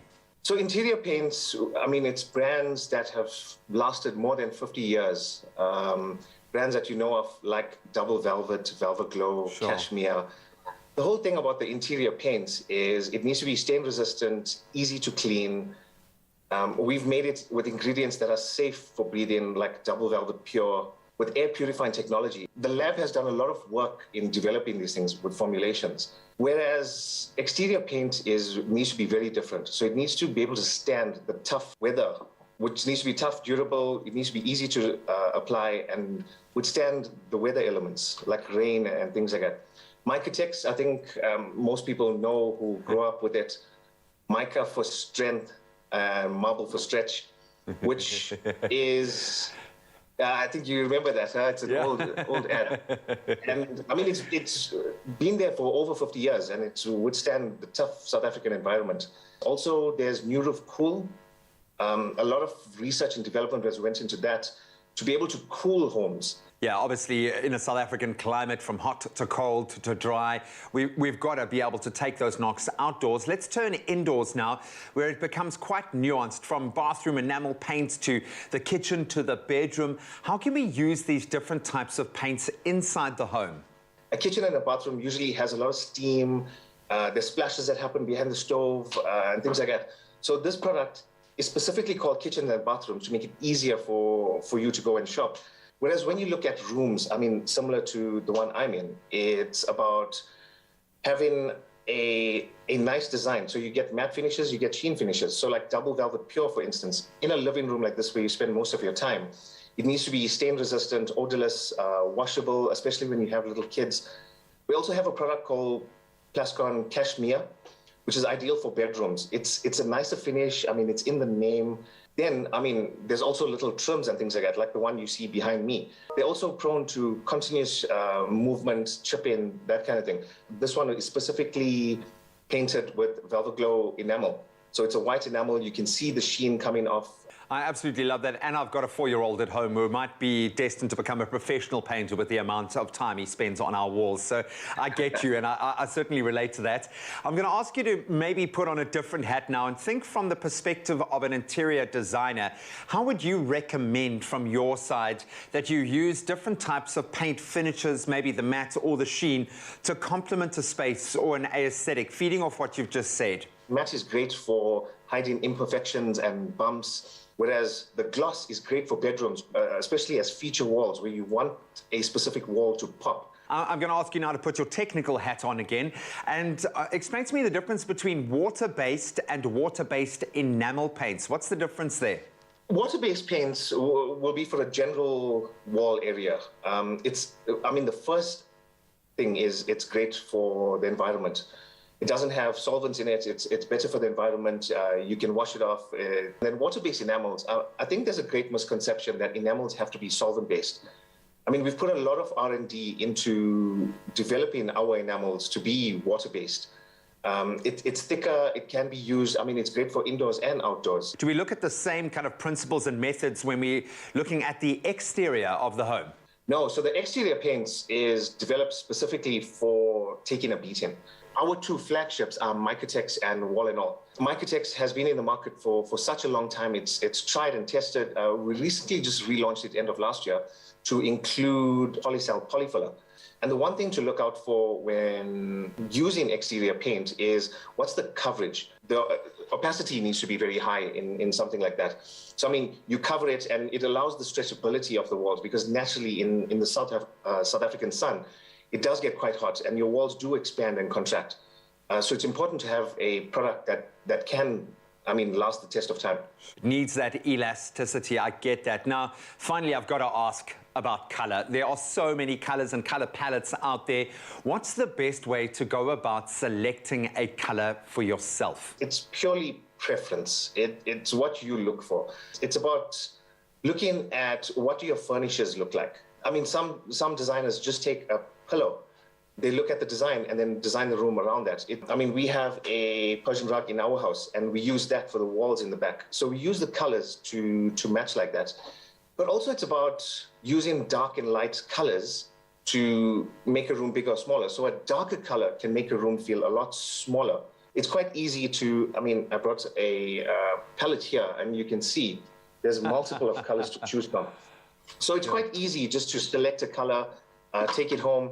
You buy a little tester pot in whatever finish you want. This is cashmere, which is a matte finish. You take it home, you put it on the wall, you see what works and use it. I love that. It couldn't be easier, and you are spoiled for choice in terms of how you use that color and that finish at the end. My friend, thank you so much for joining us. You have demystified quite a daunting process, and I think hopefully people now will embrace it, especially as we move into a new season. Maybe take the opportunity to refresh either the inside or the outside of their home, but we really appreciate your time. Thank you so much. Thanks a lot, Graham. Well, we hope that this has helped you just a little bit. I know it certainly has helped me, inspired me. With Plascon, it is easy to create that dream look that you have always wanted. Together, we've got this. Yeah, we got this, and we got you, Mzansi. Now, from modifying our homes to modifying how we drink our coffee on date nights, yep, we've got the perfect treat to unwind and prolong the romantic vibes after a tasty meal. Now, it's a delicious Nespresso silky mint coffee julep, and here to show us how is the beautiful Chef Chumi. How are you doing, gal? I am doing great, and I think this drink is exactly what we need. You know, Yes. you need that drink if you're going to be impressing, if you're going to be saying all the right things. You need a drink that's also going to level This up. drink seems to be all the right things. It's all the right and it things. sounds like it's all the right things. But it just so rolls off the tongue. It's like a mint julep. I mean, come on. Julep. And what we're including in there is a beautiful cup of our coffee. We're going to be adding some ice cubes to that. In fact, I'm going to start adding the rest of the ingredients. Yeah. Because what we're going to be making is like an iced frappe of sorts. So it's nice and it chills your tongue. Right. So if you get tongue-tied and you don't know what to say to the lady, just have a sip, you know, and then it should help you to gain that confidence. Better again. yet, if you had one of these machines, especially the new one, it's quite a cool talking point. So if things get awkward, you can always just talk about how amazing the coffee looks when it comes out of this machine. I mean, come on, look at that. And always for me, what stands out, it's got to be the crema. Look how thick that is. And I think that shows, and exactly, you know, a talking point, like, look at the layers. I'm just as layered as this coffee. You unravel me and you... This is not your first rodeo, eh? Not my first rodeo. What's your deal breaker when it comes to date night, by the way? You ask everyone in the studio, do you have one? Not really. Maybe. They can't, if they can't handle you in the kitchen, then... Hi, bro. The kitchen is my safe space. Anyone can do whatever they want in the kitchen. Okay, you can, like, I'm here to teach. Now, you've got about 150 mils of that. Yeah, that would be a grand lungo, right? A the grand. grande lungo. I know. Oh, that's it hit me very, as well. very intense. Am I popping it in here? In there. Just put about half of that in there because Okay. we also want to make sure that it doesn't overflow. Missing is optional as well. And then all it takes is one press of a button, and it's going to mix up and get those layers that we want, that frothiness, and then when you get that aroma coming at you. Okay. I think that on its own would be inviting. So enough. what did you mix this up with at the moment? All we've got there is just some ice cubes, some mint, fresh mint, and some brown sugar. Some brown sugar. The sugar is also optional as well. Now I'm pretty much imagining how those flavors are going to combine, especially when we're looking at the Arabicas and the Robustas here. Now, it's a blend of Indian Robusta. It's got this intensity. It's a full body, and it's washed with Colombian Arabica. So we're getting that cocoa and oak woody notes coming through with this. And it's a split roast as well, so it's longer in terms of roasting profiles, and it's got these medium temperatures, so that's also going to bring out a lot of the intensity in this Indian Robusta. And now it's dark, long roasting of Arabicas that's developing all this rich flavor notes. And I think when you look at the mint infusion, when you look at the ice, it's kind of very much balancing this out. I think you've paired this one fantastically, but of course the proof is going to be in the pudding. I like this machine as well. It's pretty awesome that, like, you know, normally how would you do this without the machine? You'd probably have to, like, shake it up and, like, you use all your date swag. It takes all the theatrics out of it. You have to be real. All right. When it So comes to this, it's about being real. This is smooth, this is cool, this is easy. This is what you want on date night. This is what you want on date night. No matter what. Is it ready? And then it's ready. Raul, I'm going to let you take a sip of this and tell me you wouldn't want to impress a lady with this delicious, decadent drink. Look at that frothiness of it. Oh, it's like a frothy milkshake. Oh, so Adult excited. milkshake. Ah, thank you so much. Coffee mustache is allowed, optional, sold separately. Oh, wow, very nice. You can get this recipe, of course, on expressoshow.com. The crema.com. The crema is just purely coming out of my mouth, but it's so delicate. It's not as intense as I would have thought when it's coffee on a standalone. Beautiful job. If you brought this to date night, I'd be well impressed. I wouldn't say no. Well played, Chef Chumi, well played. Thank you very much. Of course, enjoy this and the rest of the magic and the rest of the show, and don't go anywhere. This is good. Nespresso New Virtuo. With a single touch and innovative technology for a generous crema and unique moments to share. Virtuo. Standards are meant to be broken. Nespresso. What else?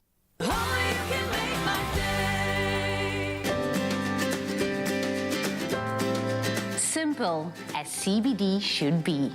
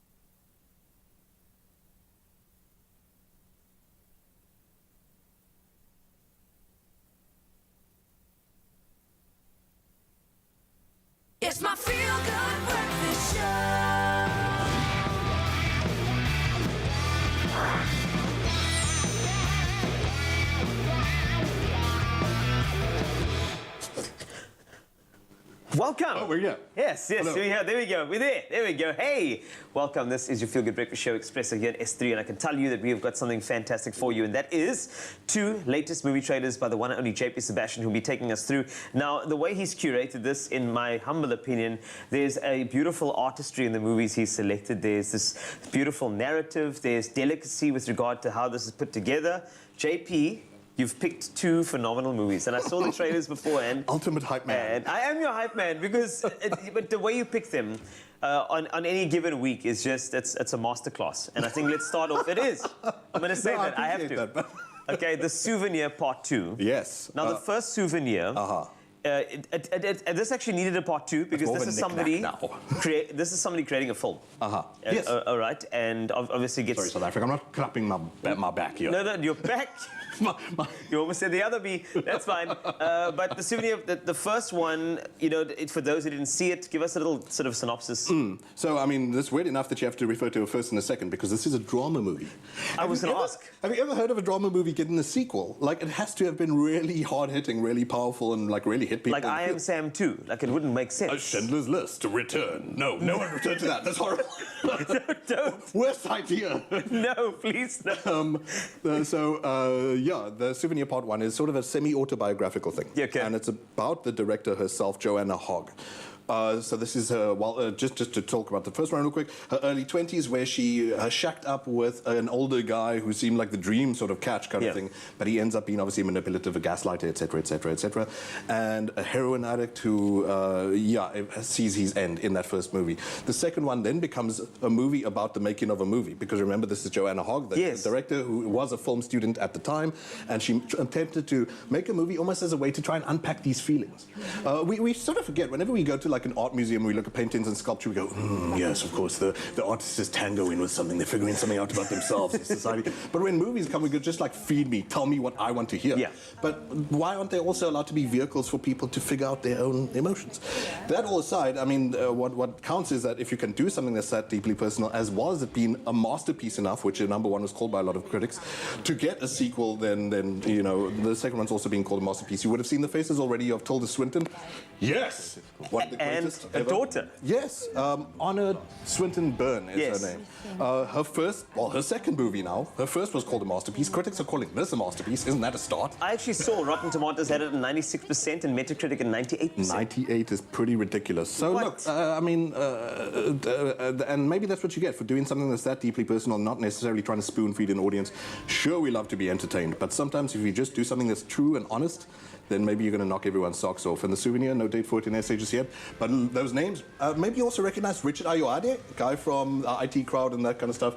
Anyway, apparently he's a scene stealer in it too. Yeah. So, also just, sorry if I keep hopping on about this, but this beautiful story about this intergenerational thing, because Joanna Hogg and Tilda Swinton, who is one of the greatest to have ever done it, have known each other since age 10. So Tilda Swinton knew her all through her student years and the difficulty of climbing that mountain, and now it's almost like the daughter, who was not a trained actor and had wanted nothing to do with it necessarily, is now reliving her mother's and her foremothers' experiences, rather than just having it told to us. It's interesting. Her whole script is improvised. Everyone else gets a script. What? This non-actor has to sort of work with really marvelous actors around it. Anyway. When it comes here, I'll let you know closer to the time about The Souvenir Part 2. How's a drama get a sequel? Good grief. It is weird, but at the same time, I think that there could be something that they wanted to resolve in Part 2, which is also important. And everyone who loved Part 1 is ready to sink their teeth into. Next one got 4.4 out of 10 on IMDb. Doing a lot of maths now. Very too early in the morning. This is called The Wolf, which is, it's curious. Okay, so a warning about IMDb. That's like just regular Mensa, which is not a problem. I know. Regular Mensa get to rate movies too. And sometimes, geez, like if you look at this one actually, so I dug deeper into what that 4.4 was as well. Yes, please. And there half of people are giving it 10 out of 10. Half of people are giving it 1 out of 10. So I think there's a lot of hatred, especially around, because the whole thing has to deal with like personal identities and how you forge your path. Yes. And obviously there's a lot of, like there are TERFs out there who are horrible people who don't believe that, you know, transgender people are, you know, of the gender that they claim and all that kind of stuff and whatever. So when you have something as contentious and possibly as off the wall, to put that as politely as I can, as a species dysphoria, which this deals with. Like you're feeling like you're not, never mind the wrong gender, but you're a species in the body that is... It's really hard to explain. I tried to read the literature on this, but basically the guy thinks he's a wolf. Yes. George Mackay, who previously people would have seen in 1917. He's a very good young actor. Incredible, I saw him in that. And Depp, whose first name I can't even remember now, but she's Johnny Depp's daughter. Yes. Shame. She has her own first name because she's a good actress too. But the whole premise has just thrown me for a loop. It's going to happen for the first couple of years of her life. It's okay. But this is very curious in terms of the depth of it. Even the trailer itself had so much intensity to it. And it's weird that when I saw 4.4, when the trailer made me lean in. It's evocative, yeah. Yes. It's very sort of compelling, but could be walking this tightrope between absolute cringe, a bit too hairy, or, you know, like top of the class #1 show dog. I don't have good puns. It's called Who Has the Good Puns. No, I'm trying to make animal puns here. But it's good. But when it comes to movies, you know exactly who will have the details for Wolf, as well as the souvenir part 2. There it is. It's JP Sebastian. We've got a couple more coming for you a little bit later. But if you want us to, please don't go. Please stick around. We've got news now. That's a good way to stay. Peace. Thank you so much, gents. Now to take a final look at the news this morning. It's just on at 8 o'clock.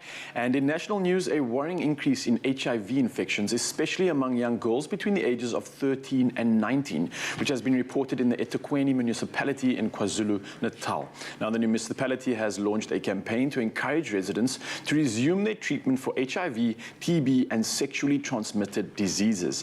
Now, several people stopped their treatment with the outbreak of the COVID-19 pandemic, but Mayor Noxilisi Akanda says the campaign focuses on behavior change. Now, she says it's extremely important for people to get themselves tested and know what their HIV status is. Now, moving into engineering news, where SA's largest engineering metal workers trade union embarked on a nationwide strike yesterday, demanding a pay rise. Now, the National Union of Metal Workers of SA, otherwise known as NUMSA, is demanding an 8% pay increase, and employers are offering 4%. Now, there are some 300,000 sector employees with 155,000 registered members of NUMSA. Now, a spokesman from NUMSA said the 4% hike offer is too small for some of the lowest earners who earn 30 Rand per hour.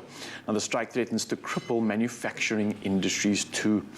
And now heading over to international news, and in athletics, Kenya President Jackson Tuwai says his nation has submitted a bid to document and also to host the 2025 World Championships. Now, Tuwai says Kenya's history of producing world-class athletes gives them a real chance of becoming the first African host of the global showpiece. And Kenya boasts 60 world and 34 Olympic champions and currently holds 8 women's and 9 men's world records. Now, Tuwai also believes that Kenya's experience in hosting both the Under-20 World Athletics Championships earlier this year and the Under-18 version in 2017 definitely sets them in good stead. And moving over to technological news, where Facebook's founder Mark Zuckerberg has apologized for the disruption caused after its social media services went down for almost 6 hours on Monday. And this was impacting more than 3.5 billion users worldwide. An international technical issue took Facebook, Messenger, WhatsApp, and Instagram offline from 4 p.m. to around 11 p.m. And worldwide, some 10.6 million problems were reported, the largest number ever recorded, and the company said there was no evidence that user data was compromised.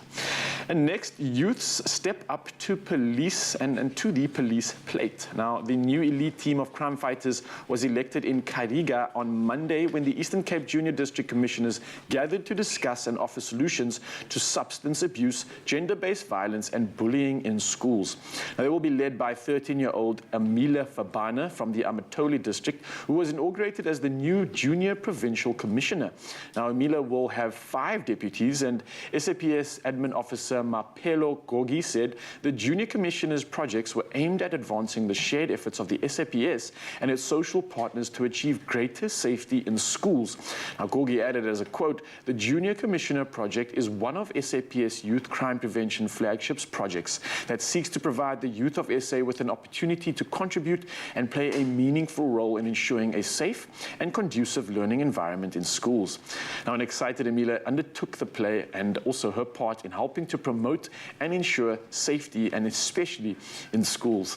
Now, we at the team, and I think everybody else does, definitely wish her and the rest of the team and anti-crime fighting crusaders the very best of luck. Well, that's a roundup of our news this morning, and to take it up to the next level, we've got G here with the sport.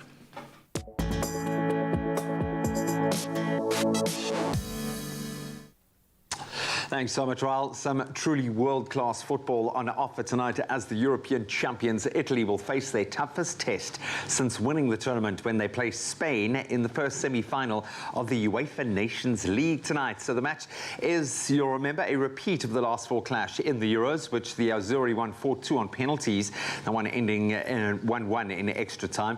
Roberto Mancini's side are on a world record run of 37 matches without defeat, and they go into the match as firm favourites against a pretty young Spanish side. The other semi-final comes up on Thursday, and that sees France take on world number 1 ranked Belgium. Then on to cricket, not the best news for England as their all-rounder Sam Curran will miss the upcoming T20 World Cup with a back injury. So scans revealed the left-hander's injury after he felt discomfort while playing for the Chennai Super Kings in the IPL recently. So with the injury expected to sideline him for several weeks, Curran's brother Tom has been called into England's setup to replace the 23-year-old. The Three Lions will play some warm-up matches against India and New Zealand before kicking off their official tournament campaign against the West Indies on the 23rd of October. And plenty to look forward to on the netballing front as South Africa will travel to Dublin on Saturday, where they'll play against Ireland upon arrival. So they'll move to Northern Ireland later in the month to take on Wales and Scotland before returning to home soil on the 28th of October. South Africa were originally meant to play against Jamaica and Trinidad and Tobago in the middle of the month, but the trip was sadly called off due to COVID-19 restrictions. So the team will be captained by Bongi Msomi, while Zanele Vimbela also returns to the side after recovering from the injury she sustained in the Telkom Netball League last year. Then a momentous moment in NASCAR as Bubba Wallace became only the second black driver in history to win a race in NASCAR's Cup Series Championship after speeding to victory at the famous Talladega Superspeedway. So Wallace only led for 5 of the 117 laps, but he made it count as the race was stopped due to persistent rain with the 27-year-old in the lead at the time. Wallace is the first black driver to win in NASCAR's Premier Division since Hall of Famer Wendell Scott did so way back in 1963. On that positive note is where we round off our sporting headlines. Let's get one last scope on the weather.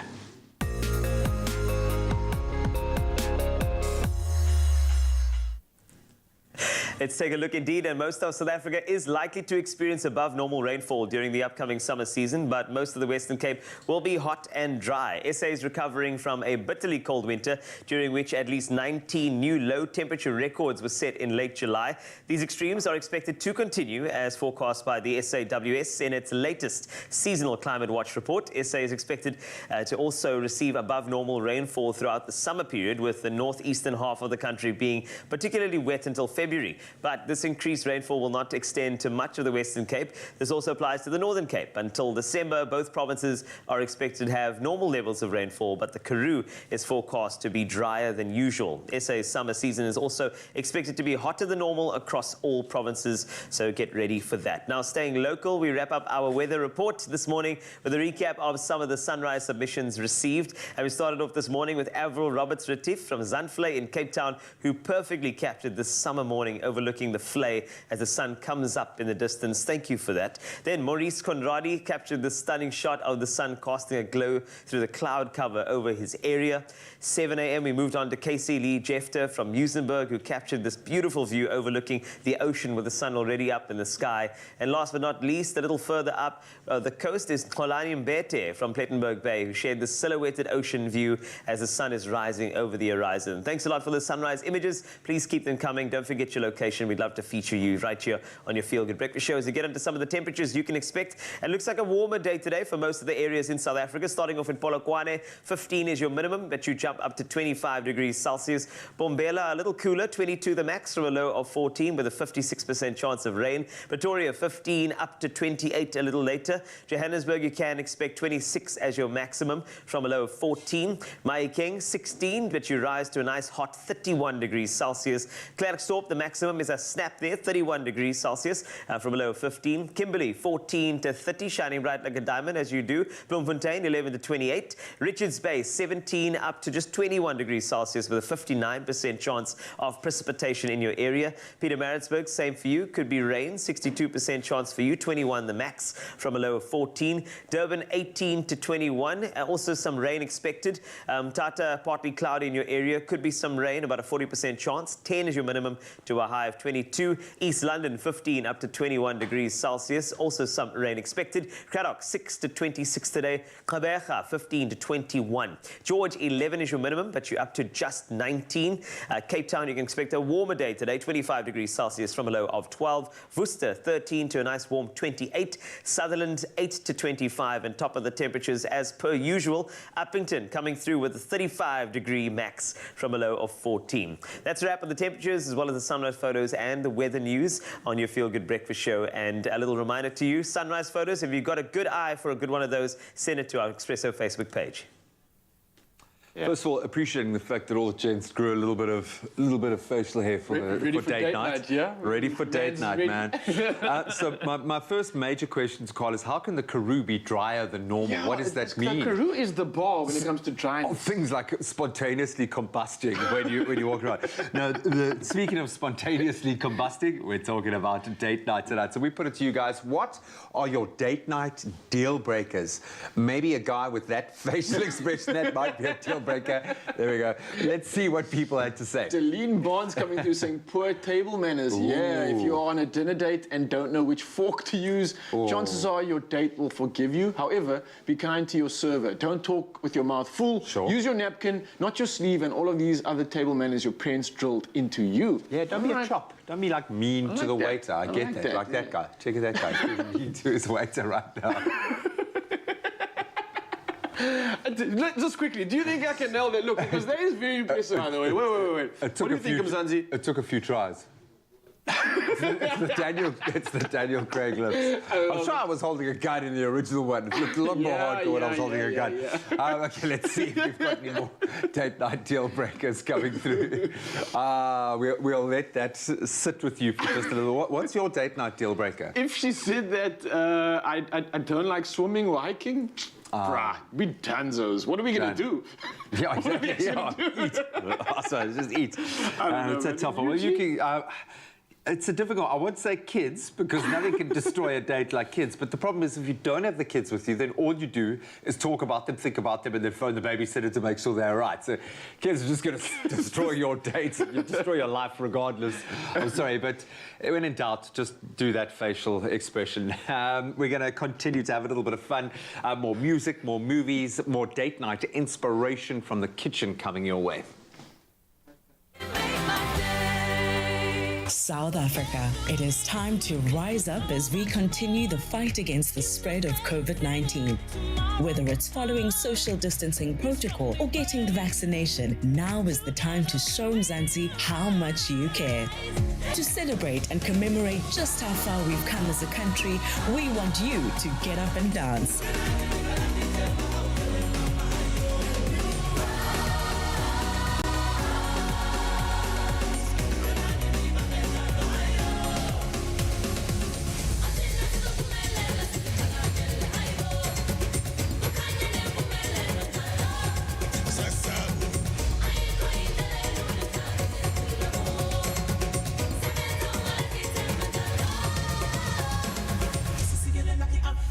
It's time for all South Africans, young and old, to share in the joy as we embark on a journey to a COVID-free world. For some, it will be a dance of remembrance, a dance of survival for others, and a dance of hope for many, but a dance of fun for all.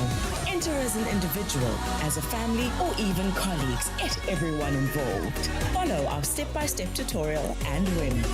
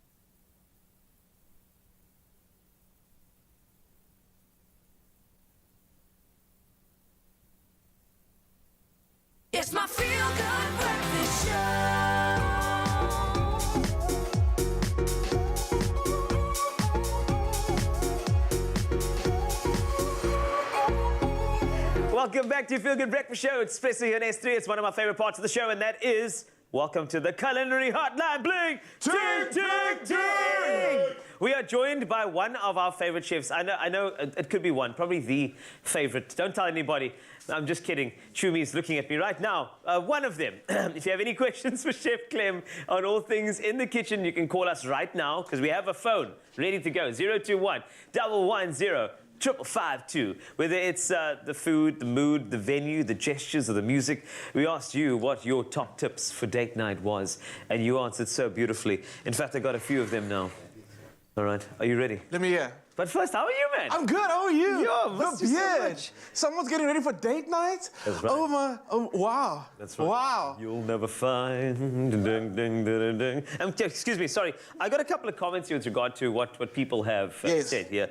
And Kito Metse has said, you know, you got to have like a mental, physical, and environmental health or well-being, meaning all of the mentioned above. If one is missing, everything is going to be a waste. So there's a whole environment that this person needs to set the scene, set the mood for a good date night. Okay. That's one of those things. Okay. And then, of course, the music, the food is complete perfection. It's from Amanda Fenter who said that. And then Boshello saying, food! It's the food! Food, yummy. It's the food! Things only, hey? That is the vibe. All right, okay. So I'm just giving, that's the examples of what I've received on the interwebs. But when it comes to what we have going here, you know a date night could easily be spoilt by being too complicated in the kitchen, saying, oh, I need to make a beautiful bavois for my person. Don't do that. Why would you do that? Because you're going to be absent. Yes. You don't want to do that. You want to be present. Exactly. You don't, that's the thing. Some people want to do a risotto, and then I know risotto is a pretty sexy thing, but it takes a while to just get that stock in and get it to the perfect al dente texture as well. You're not going to do that all the time. So what can we do? Okay, so I'm going to play on the iconic Lady and the Tramp, spaghetti and the meatball. Oh, yes. Because it always opens up the opportunity, like, if it's a first date, it's like, you know, it's because it's the movie. That's should it. You don't know. Like, you don't know, like, are we going to kiss now? Are we going to eat pasta now? We don't know. No. It's fine. But yeah. You're going to try. Okay, cool. we're going to.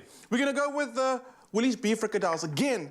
Don't stand there with the mince and then you want to add things into it. No, keep it simple. There's an amazing amount of fat in there already. Yeah. It's seasoned, it's done for you, okay? And that's the cool thing is that they roll it for you, which is great, you know? And that's something that I think is, it's so easy and quick. And also you can just, you sort of take that out of the packaging, put it onto a plate and say, well, earlier. I made this earlier. And then feel, oh, yeah. I'm impressed. How are they all the same sort of grammage and stuff like that? You'll be like, you got this. Also, a very important step when you do this, preheat your pan. Yes. Don't be, like, now I'm here, the pan's a bit cold. You know, no? Okay? Yeah, like you don't want what that. We should have done is put the pan on. So it's going to do its thing. It's fine. Actually, you know what's really cool? Oh, did you not put the pan on? Oh, I didn't want to make this date too is obvious, not. but Maybe yes. this date is not going well. Okay, it's fine. Okay.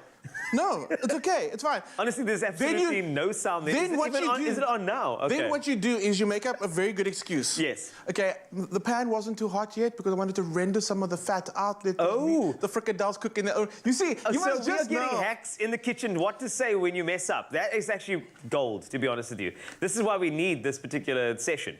Because now, so if the pan is not hot enough, you could say, no, you were waiting for the pan to get to temperature for rendering. For rendering, exactly. I love it. Okay, it's working so far. The pan's cold. I thought we could heat up the atmosphere and maybe... Oh, my word. You know, that is it. You know. The perfect perfect amount of cheese, which we'll use later. We will. So here's the thing, right? Troubleshooting for dates. My first date I had with my now wife, okay? How did I do it? I was a chef. Yes. Earning 900 Rand a month. But we had crayfish for our first date. How did you get that right? I just think about it right now. How did I do that? You had an uncle. You had an uncle. Everybody knows that uncle? You had a connect. That's it. Okay, so what happened was I planned this amazing picnic. Yeah. Kirstenbosch Gardens. Yes. It was my day off. And Cape Town, you know, this time of the year, the wind. Beautiful. It was so hectic. Oh. It was so hectic. No, the wind was...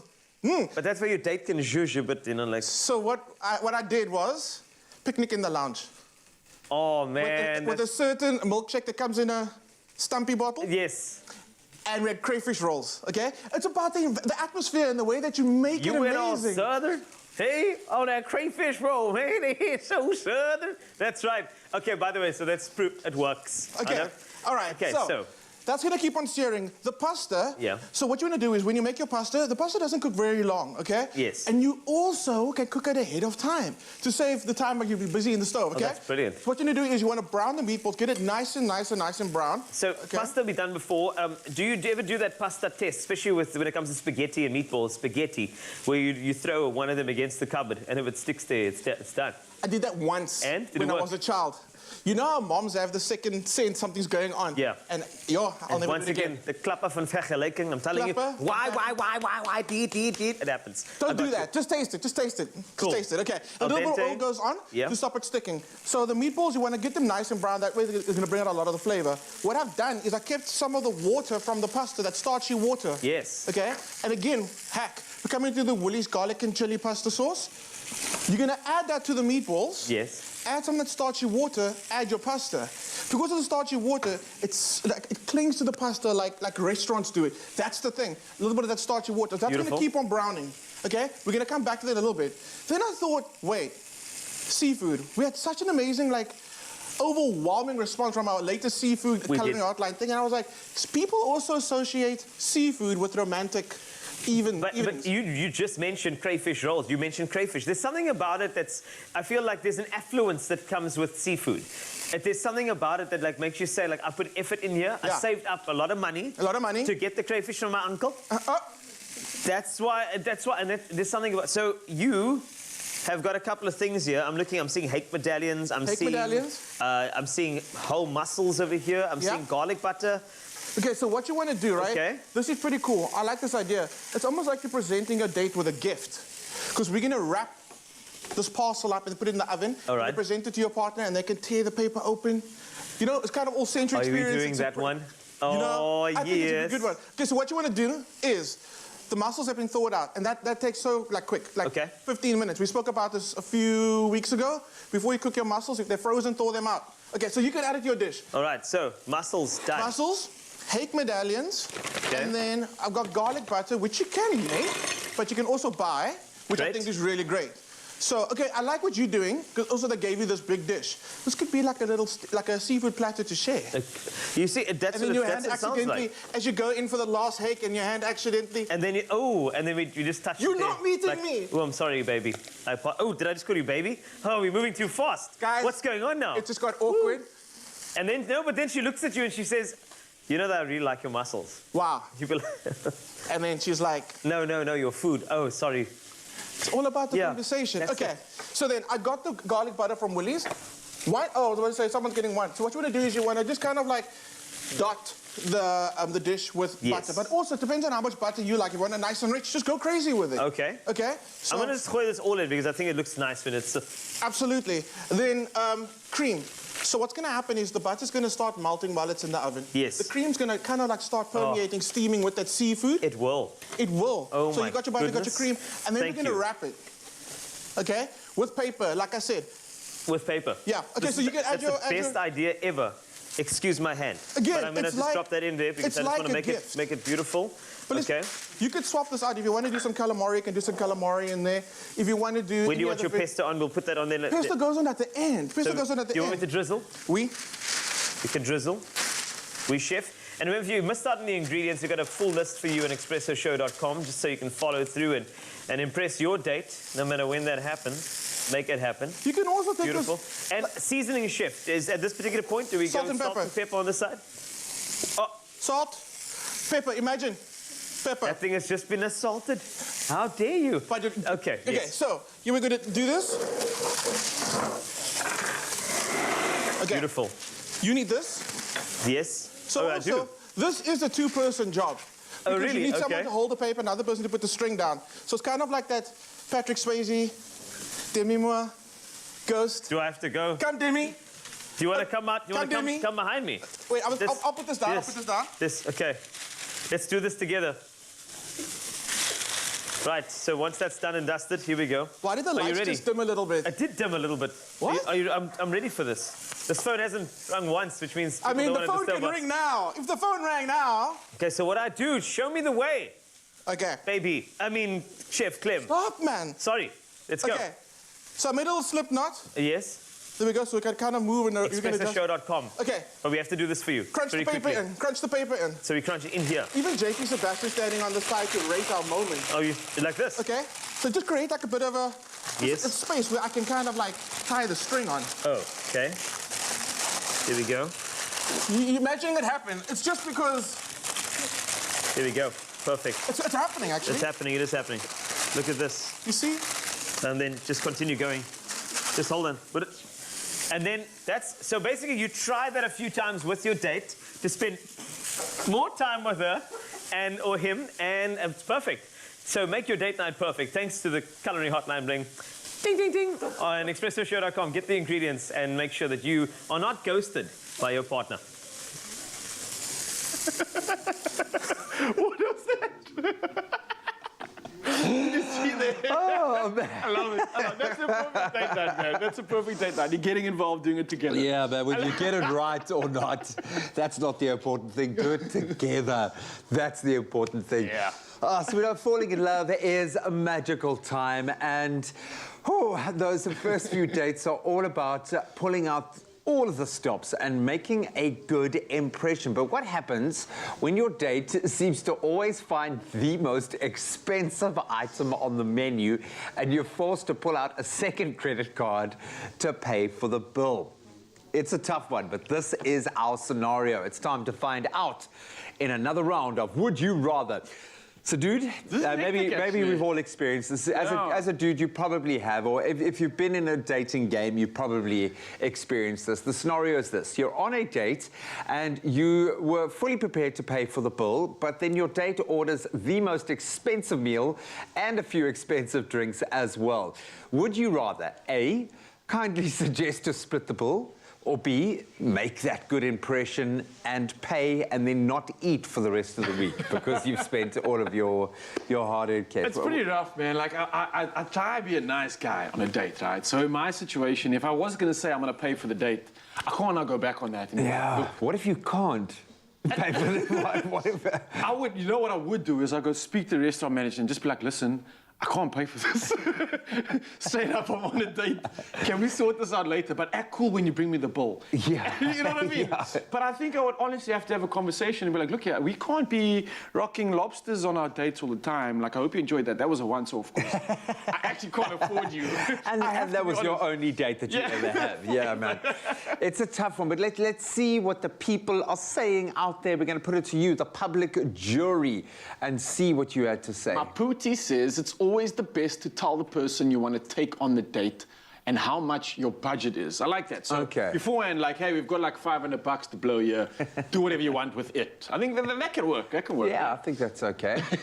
Another one from Fellow says, I kindly suggest to split the bill. It's always important to tell your partner your budget before you go on the date. I like that. And this is cool. This is women saying some good stuff. Rukeya says, I suggest to split the bill because life is expensive and that's why we have a budget. I like these budgets coming through. And then Zacharian says, thing is, my date would pay the bill as 10-1. I was invited to the date, but I always carry enough money with me and keep my meal within the budget, just in case, because I ain't doing the dishes. I do it at home already. Yeah, no, but I think this is also, can we say that yeah. to the person who's been invited on the date? Just be cool about it. Don't be ordering the lobster tail and, you know, if you're paying, then great, order what you want.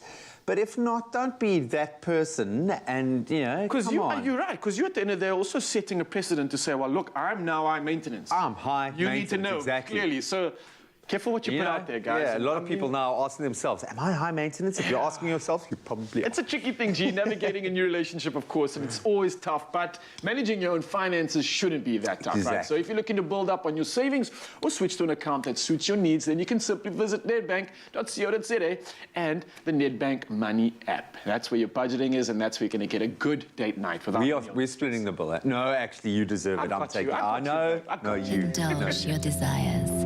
Be swept away by the fragrance of dissent.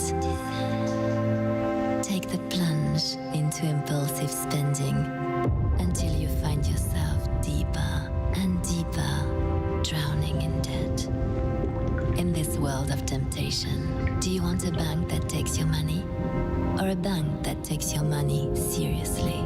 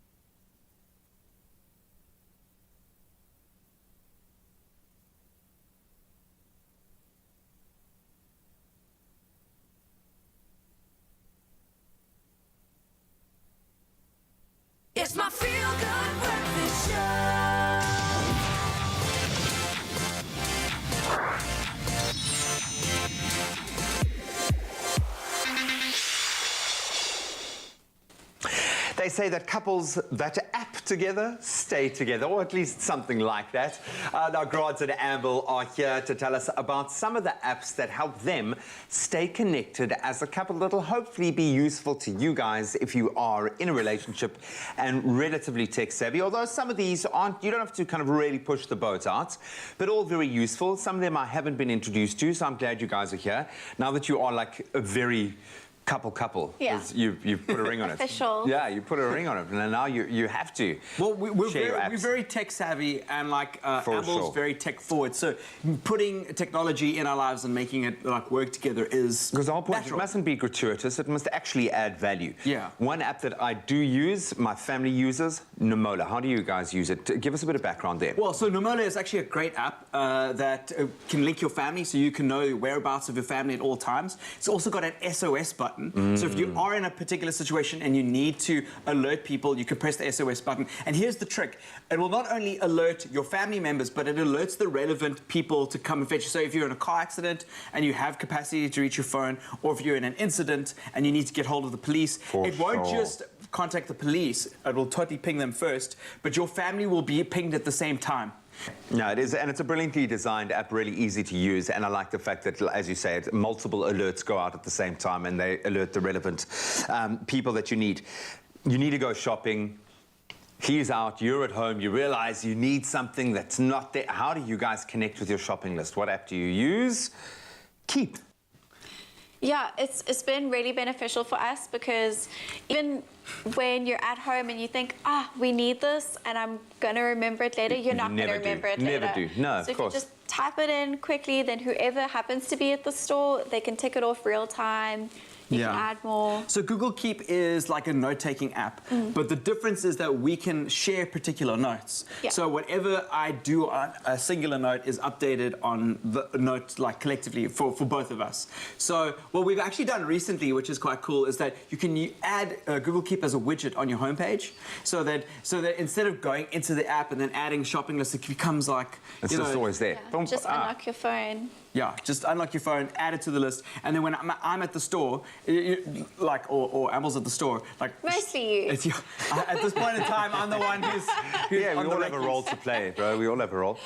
Then I can see like maybe something that Amble dropped down like a few days ago is there, and it was something we would have normally forgotten, and be like, damn, we should. And now you look like a hero when you come home with the peanut butter or whatever it is that you get. So we also love our music, and one of the ways that we've been able to share our music. Do you have similar music tastes? No. Really? No, not at all. Oh wow! So this is great. Well, okay, put it this way: my music taste is wider, so I appreciate more of her music than she appreciates mine. So, Fair. Our thing is, if he's driving, I'm in control of music, so I just get to skip all the songs I don't like the whole time. Game. Hands on the wheel. But with Spotify, they've got a couples feature called Duo, and you can make duo playlists where it will alternate between the most popular songs on each of your tastes. So if you're on a long car drive and you don't want to necessarily fight for whose music is getting played, just let everybody will get do equal coverage. I love you can go that. Like, it's your song, and then it's his song, and it's your song, and it's his song. Yeah. With so many magical moments happening in your lives, like daily at the moment, you just are clearly in your season now, which is wonderful. You want to capture those moments, and you want to make sure that you are kind of collating those photos. What do you use for your photo management? We use Google Photos. Yeah, Google Photos is a great tool. One of the things that it does very well is it has facial recognition. So if Amble uploads a photo of me, she can make a playlist just automatically of photos of me that will get auto-populated. How romantic. Or look at memories. Oh, yeah, look at memories. That's the other thing. Yeah, it pops up with those ad hoc memories every now and again, which is great. So, like, it'll pop up with a memory going like, this is what happened a year ago today. And it'll be like, oh, it was your birthday. Or, oh, it was that special time. Or, oh, it was, like, something cool, you know? We only just started dating. And Actually, yes, that happened the other day. No, I love that. It's nostalgic, it's romantic. For me, it's the kids, and you've got that to look forward to, is you'll be sent something with your little bubble when she was like 3 months, and you're like, oh my word, I can't believe she was that little, that cute, that small. Love it. You're both big on your reading, but you want to be able to kind of have, again, shared interests. What's your go-to there? So definitely the Kindle. I was actually really against getting one initially because I was like, I want a real book. I want to feel it, smell it. And then Grant convinced me to convert to the Kindle, and now I don't know what I've been doing my whole life without one. Yeah, it's wild, and it's one of those things. Like the benefit of having a physical book is that you can share it, right? You can give it to your partner. One person reads it, the other person reads it. Reading circle. So what Kindle have done is that you're able to share your books within your family. So you create a family on Amazon, and then you are able then to, like, if I buy a book, Amber has access to it as my spouse, and the kids as well. And you can lock off what books you don't want the kids to read. So you might be reading, I don't know, those paperback pulp books that you don't want kids to read. And then you can actually make sure kids don't have access to those books, which is very cool. Or you can buy books in your library, but your kids will have access to those books. To those as well. It's a family affair, and these things you have to consider. The next group of apps we're going to be discussing in a few months' time is going to be baby apps, monitoring That's apps. Not a bad idea. And there's some brilliant ones out there, especially with baby leaps and the things they go through. You guys are awesome. I love the fact that you've integrated technology into your life in this way that really does add value. It's not just about doing it for the sake of, but these are ways that couples, yes, can be brought closer together. We love you guys because we love love. Always such a pleasure connecting with the two of them to chat about some of the latest apps. And of course, normally it's about the gaming industry, where they both have a lot of fun, and more of that on the way. But sending both of them all the best of luck. Definitely agree with you, Jay. We do love, and we also love incredible performances, and that's what's happening right now. We're joined by cast members from the upcoming production of the Octaves musical taking place at the Artscape Theatre from next Thursday, and you don't want to miss out on that. But next up, we have not just an incredible person in the kitchen, but also a saxophonist, Nuran Baltman, who is serving us with the Kenny G classic called Loving You. Now, it's the perfect song for date night, so maybe you want to record this one and play it later on when you're preparing those meals, but without further ado, get ready for this magic, because it's going to be a beauty. Take it away.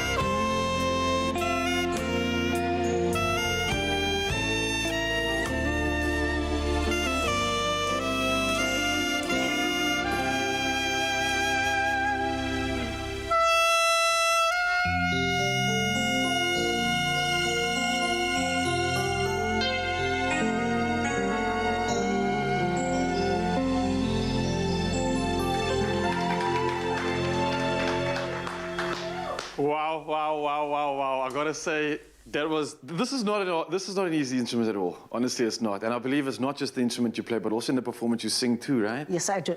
All right, are we definitely going to be looking forward to that? One thing I must just say, I always look at the band when I know things are going right. They got this look on their face. It's just like, Yeah, you know things are good out here.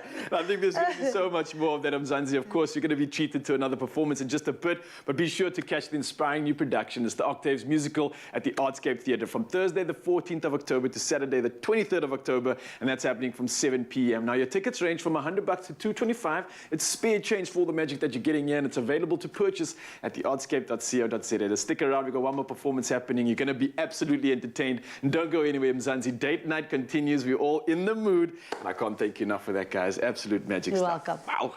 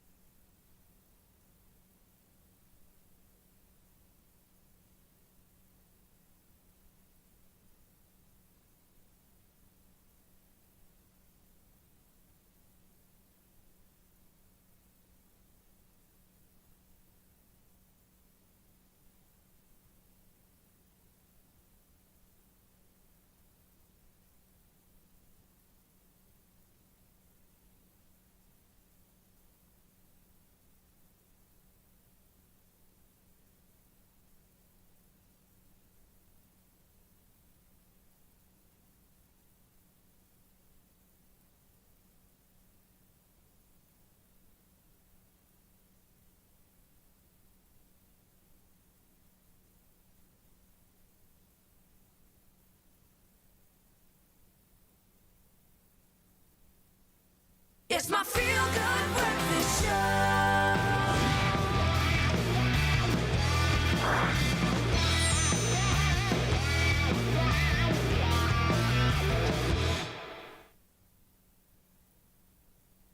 Welcome back to Feel Good Breakfast Show, Expresso. We are live at S3, and it's time for a couple more movies. Now, in case you missed it a little earlier, we had two fantastic movies that were just beautiful laid out for us. We had The Souvenir Part 2 that came through, as well as a movie called Wolf. Two more to come, and this is interesting when it comes to the director of these movies, and of course, an animation is also in order. So, JP Sebastian, let's jump into it and start off with a combination that I never thought that I'd hear, licorice pizza. Okay, Clem's got work on his hands. Sorry, I'm out of breath because I just did the most cardio I've ever done in my life. You ran to your couch. Yeah. I did like a double gun dive. And now I need to get to gym and the ICU. Other thing I need help with is I noticed, like, it's been so long since I've socialized with humans. I don't know how to sit in a lounge. Like, is this a normal conversation call? Yes. Locked down. I'm like, at this angle. Yeah. That works. Because, I mean, you only do this. Sorry, I've been staring at the plants behind you by mistake. I'm on autopilot at the moment. No, licorice pizza. Yes, licorice pizza. We're just talking about great directors. Yes. Paul Thomas Anderson. So if you want to be like a snobby movie type person, then that's the name you say, and you go, hush tones, Paul Thomas Anderson. It's Paul Thomas Anderson movie, everyone be serious. And you can be, because, I mean, man, he's one of my favorite directors. Some of the names you might remember, and just given the time that this is set in, the 70s. Yes. Boogie Nights, Mark Wahlberg. Yes. Magnolia, Tom Cruise. There Will Be Blood, Daniel Day-Lewis, Oscar-winning performance. Oh. With A Master, with Philip Seymour Hoffman and Joaquin Phoenix. How good are his movies? Oh, he's so good. Ooh, that lady over there, maybe he'll recognize the name Alana Haim from the Three Sisters Haim, the band. Yes. That's her. So first time acting, and shame, that guy there, that's Cooper Hoffman, the son of Philip Seymour Hoffman, God rest his soul, who is obviously a long-time collaborator, one of the greatest actors we've ever had, and now this is his son's first movie. Long-time collaborator with Paul Thomas Anderson, so there's something so sweet about passing the torch for your departed father. Aside from that, Bradley Cooper, of course, as well, who plays some sort of weird outsized kind of character who is Barbara Streisand's boyfriend in real life. John Peters, who was producer of A Star Is Born with Barbara Streisand in it. And Bradley Cooper obviously did A Star Is Born with Lady Gaga, who's also a musician like Haim, who was the first time actor. Sorry, I'm going... No, but I get it. There are connections there. As tangled as licorice and as messy as a pizza. I don't know what I'm saying, but let's keep going. Coming of age story. Okay. Set in the 70s. What Paul Thomas Anderson does so well, and what he doesn't do here, is describe what the heck his movie's about. We don't quite know just yet. But obviously it's a love story going on there between Hoffman and Heim. And he does so well of seeping you into a time and a place, taking you back. You can smell the leather in this movie. You can smell the cherry Kool-Aid. I don't know, what did Americans drink? You can smell the cigarettes coming off. You can smell Bradley Cooper perspiring as he beats up cars. So Paul Thomas Anderson so well situates you, and he himself grew up in Hollywood, which is where this is set. He always does these movies. Sorry, I'm going on a whole Paul Thomas Anderson lecture here because I love him. But he is that brilliant. You can. He absolutely is. So growing up in Hollywood, he's always been interested in the stories of Hollywood. Like Boogie Nights is about how porn emerged from like very humble beginnings. And so while, you know, obviously Hollywood was alive and kicking at the time that, you know, this movie is set, so 1973, it's always small people who are on the cusp of great things and possibly terrible things happening in the world. The emergence of mass media, There Will Be Blood, the emergence of oil, The Master, the hype of positive thinking and all that kind of stuff. And it's always just amazing performances. Aside from Bradley Cooper, you got, I don't care how much I'm talking about my directors like fretting and being a very good Paul Thomas Anderson himself, but this is the only movie I want to talk about. Okay, no, JP has to move on. Okay. So, yeah, no Dave Foote in the essay just yet, but like I said, that name, look it up. Paul Thomas Anderson, fantastic director, and we got to look forward to Licorice Pizza. Yes, we have to, and with that amount of passion, we're definitely going to go see it as well. But we've got an animation for you as well, Encanto. Oh, beautiful, thank you. I think you just did all the work for me. Give me some sort of castanet. Yes, see. Like crabs, crayfish on the mind. I've seen you do this movie before when an initial trailer came out, Encanto, but it's still got that charm to it, and I think for those who were not privy to that, what is this one about? That one was more IFP, by the way, in Kanto West Seas. You see that? You see that? You're welcome. Sorry, Kanto Freedom. The story here is, like we were discussing before the break, which South Africa didn't see. Yes, we're human outside the box. Yeah. Disney's been on this sort of trip, and literally in the sense of geographical trip. There was Moana first, to the Pacific Islands. Luca in Pixar, other one that springs to mind. Coco in Mexico. Yes.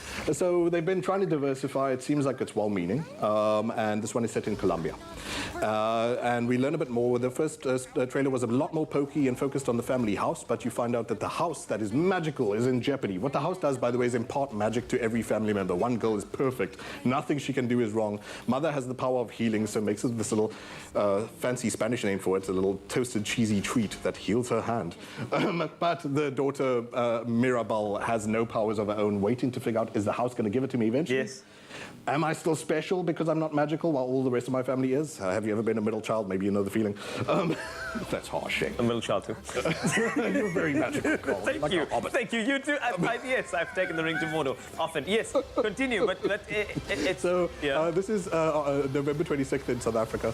And maybe she will end up being very special, having to save this magical house in Colombia. It's lush, it's colorful, it's beautiful. There's obviously going to be a lot of sing-songiness to it. Lin-Manuel Miranda. Look forward to any sort of Disney picture that's similar to Moana, Coco, or Luca. It's going to be great. It's going to be knockout like you are, JP Sebastian. Thanks a lot for giving us the lowdown on all these movies coming up. Licorice Pizza and Encanto. I snapped my ankles. Well, from the perfect movie for date night to wowing them with your kitchen skills, there's nothing quite like a classic. So, we've had classic fashion from Timby, classic cars, thanks Chad, and we've seen classic hairstyles. And you, Michael? Classic. A classic range from Clover. Timeless taste. Made with love by Clover. So as the weather heats up, a semi-Fredo is the perfect way to end a meal or just splurge with dessert, and our Clover Classic Berry Semi-Fredo will become your new go-to classic summer treat for date night or, in fact, any night. Semi-Fredo. Chums, what's a full Fredo? Okay, why is this a half a Fredo, a semi-Fredo? Loosely explained, a semi-Fredo is more like a, let's say, a frozen mousse, because it's more light, it's more airy. Perfect end to a date. You've messed up the starters, okay, you've messed up the main, you can sort of impress with the dessert. You can get through it quickly and then just stare romantically into each other's eyes. But this is fresh, and it's a beautiful kind of, I want to call it a palate cleanser, but I like the fact that it's not too heavy. It's not fresh and invigorating, and it's going to be a perfect way to end a night. And it's also one of those that is quite impressive to make because it looks absolutely beautiful. I mean, look at those. That end result is stunning. So what are you doing there? Skills. So all I've got in here is I've got some cream, and I've worked in some of I've whipped the cream to some peaks, and then I've also added some icing sugar in there. Okay. In this, I'm going to add our berry flavor as well. I'm adding our blackberry cream flavored Clover Classic Dairy Snack into this. So in essence, we've got the berries that are in the dairy snack, and then we've got the berries that we've got our beautiful summer fruit here. Yeah. Yes. You've got some strawberries, raspberries, and blueberries. Can I get muddling? Yeah, go in. All of them. Are they all going in? All of it. Okay. You can leave some of them whole, not whole, but just chunks of it in there because you want to still be able to bite into the freshness Sure, of you want the texture. You did mention palate cleansing, so that berry will definitely do it's that. going to pop, and then all of the caster sugar, hey? All of the caster sugar. Now I'm going to scoop in. I'm going to go in with this whole tub in here because we want to make sure that we've got that berry flavor in there, and it's a beautiful way to end the dish. You've had a good day. You've had it well, depending on how you played your game. Look, this will either be a continuation of a great date or a date saver. If everything has fallen apart, you can say, okay, well, this is hopefully going to bring us back on track. I mean, you were asking me what are one of my date. Yeah, you were struggling. So clearly, you're like an easy date. If nothing can really rock a date. What is a deal breaker for you? It has to be stuff like being on your phone throughout the whole date. Aren't we here to catch up and get to know each other? You know, so here you are on your phone 24/7.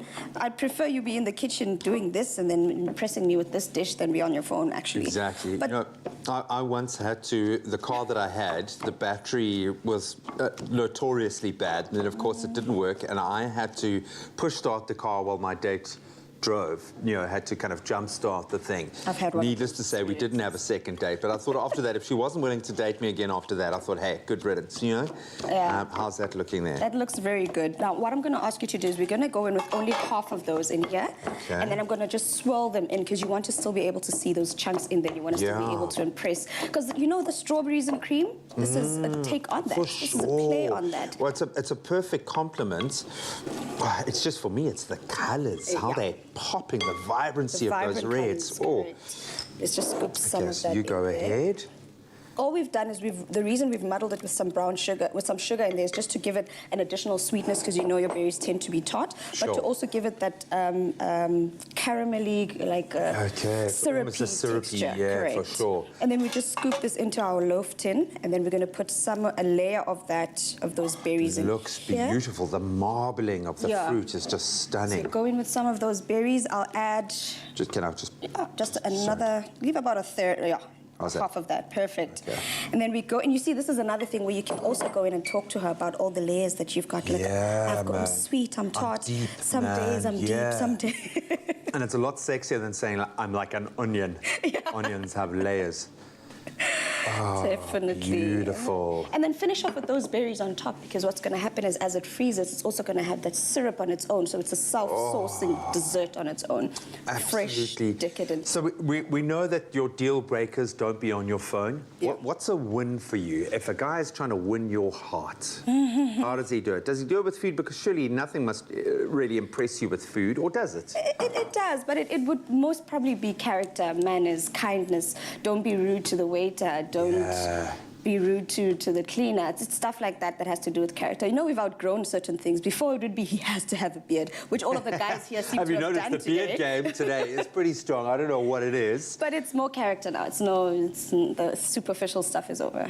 Yeah, no, for me, the deal breaker undoubtedly still kids. And I know I'm going to take a lot of flack for saying earlier on the show that kids ruin your life. But I mean it, man. They do. They ruin your dating life completely, man. No, they're a joy. They're a joy. We absolutely love our kids. We love date night, whether you're doing it as a new dater, whether you're doing it as an old couple, whether you're doing it even just with your friends and celebrating the fact that you're single. This is the perfect nightcap. I think our beautiful berry semi-Fredo, we've gone for a classic here, and I think we've created a modern classic. I'm wishing you nothing but the best in your dating life, girl. You know how you're going to win this girl's heart. And, of course, you can find this recipe on expressoshow.com. Wow, it looks beautiful.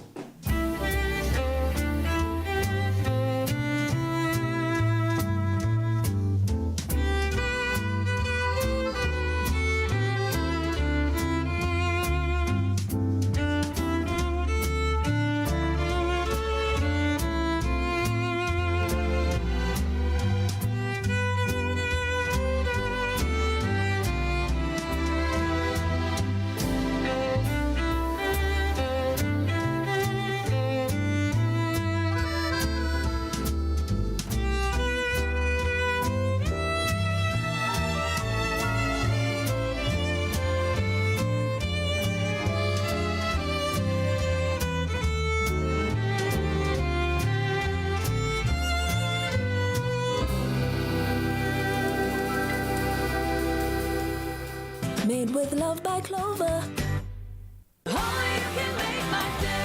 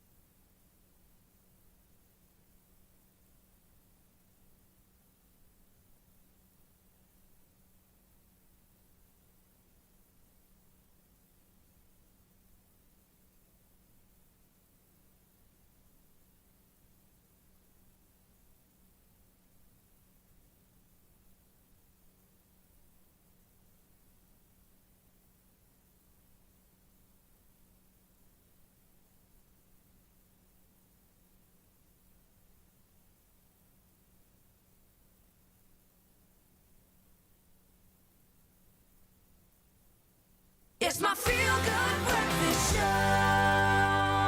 Yes, welcome back, you beautiful souls. What an incredible show we've had today. So much entertainment, so much to look forward to, and so much romance. Now, we're back on the Expresso stage one more time for an absolutely great performance by cast members from the upcoming production of the Octaves musical, which is taking place at the Artscape Theatre from next Thursday. Now, closing out the show on a fiery note, we've got Bulelwa Mbenya, who's playing the lead role of Bongi, and she's singing a Beyonce rendition. It's something that you want to maybe stand up for, because you're not going to be able to resist those shoulders moving and those hips just swaying a little bit. It's a country song, and it's going by the name of Fever. Take it away.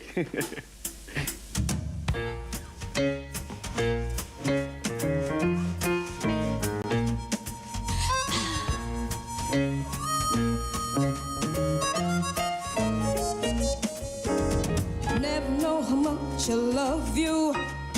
Never know how much I can. When you put your arms around me, I get a fever that's so hard to bear. You give me fever. When you kiss me, fever when you hold me tight. A fever in the morning and fever all through the night.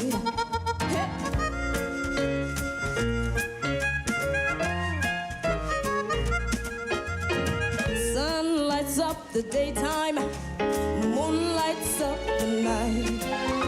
I light up when you hold me tight, and I know I'm gonna treat you right. You give me fever when you kiss me, fever when you hold me tight. A fever in the morning and fever all through the night. Yeah, yeah, yeah. Everybody's got the fever. That is something you all know. Fever isn't such a new thing. Fever started long ago. Everybody's got the fever. That is something you all know. Fever isn't such a new thing. Fever started long ago.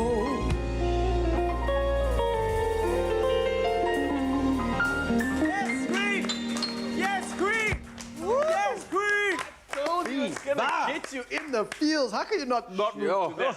So we've got it. We've got the soundtrack for date night. Yes, we've got the food for date night. We've got the beard game for date night. That's right. And absolutely love it. Now, don't mess it up, man. Whatever you end up doing with that special person, remember it's about a real connection. So take the time to really check in with each other and find a good babysitter, man, because you need it. You got to get out there and date. But most importantly, never forget, we love you. Love you. Mwah. Adios.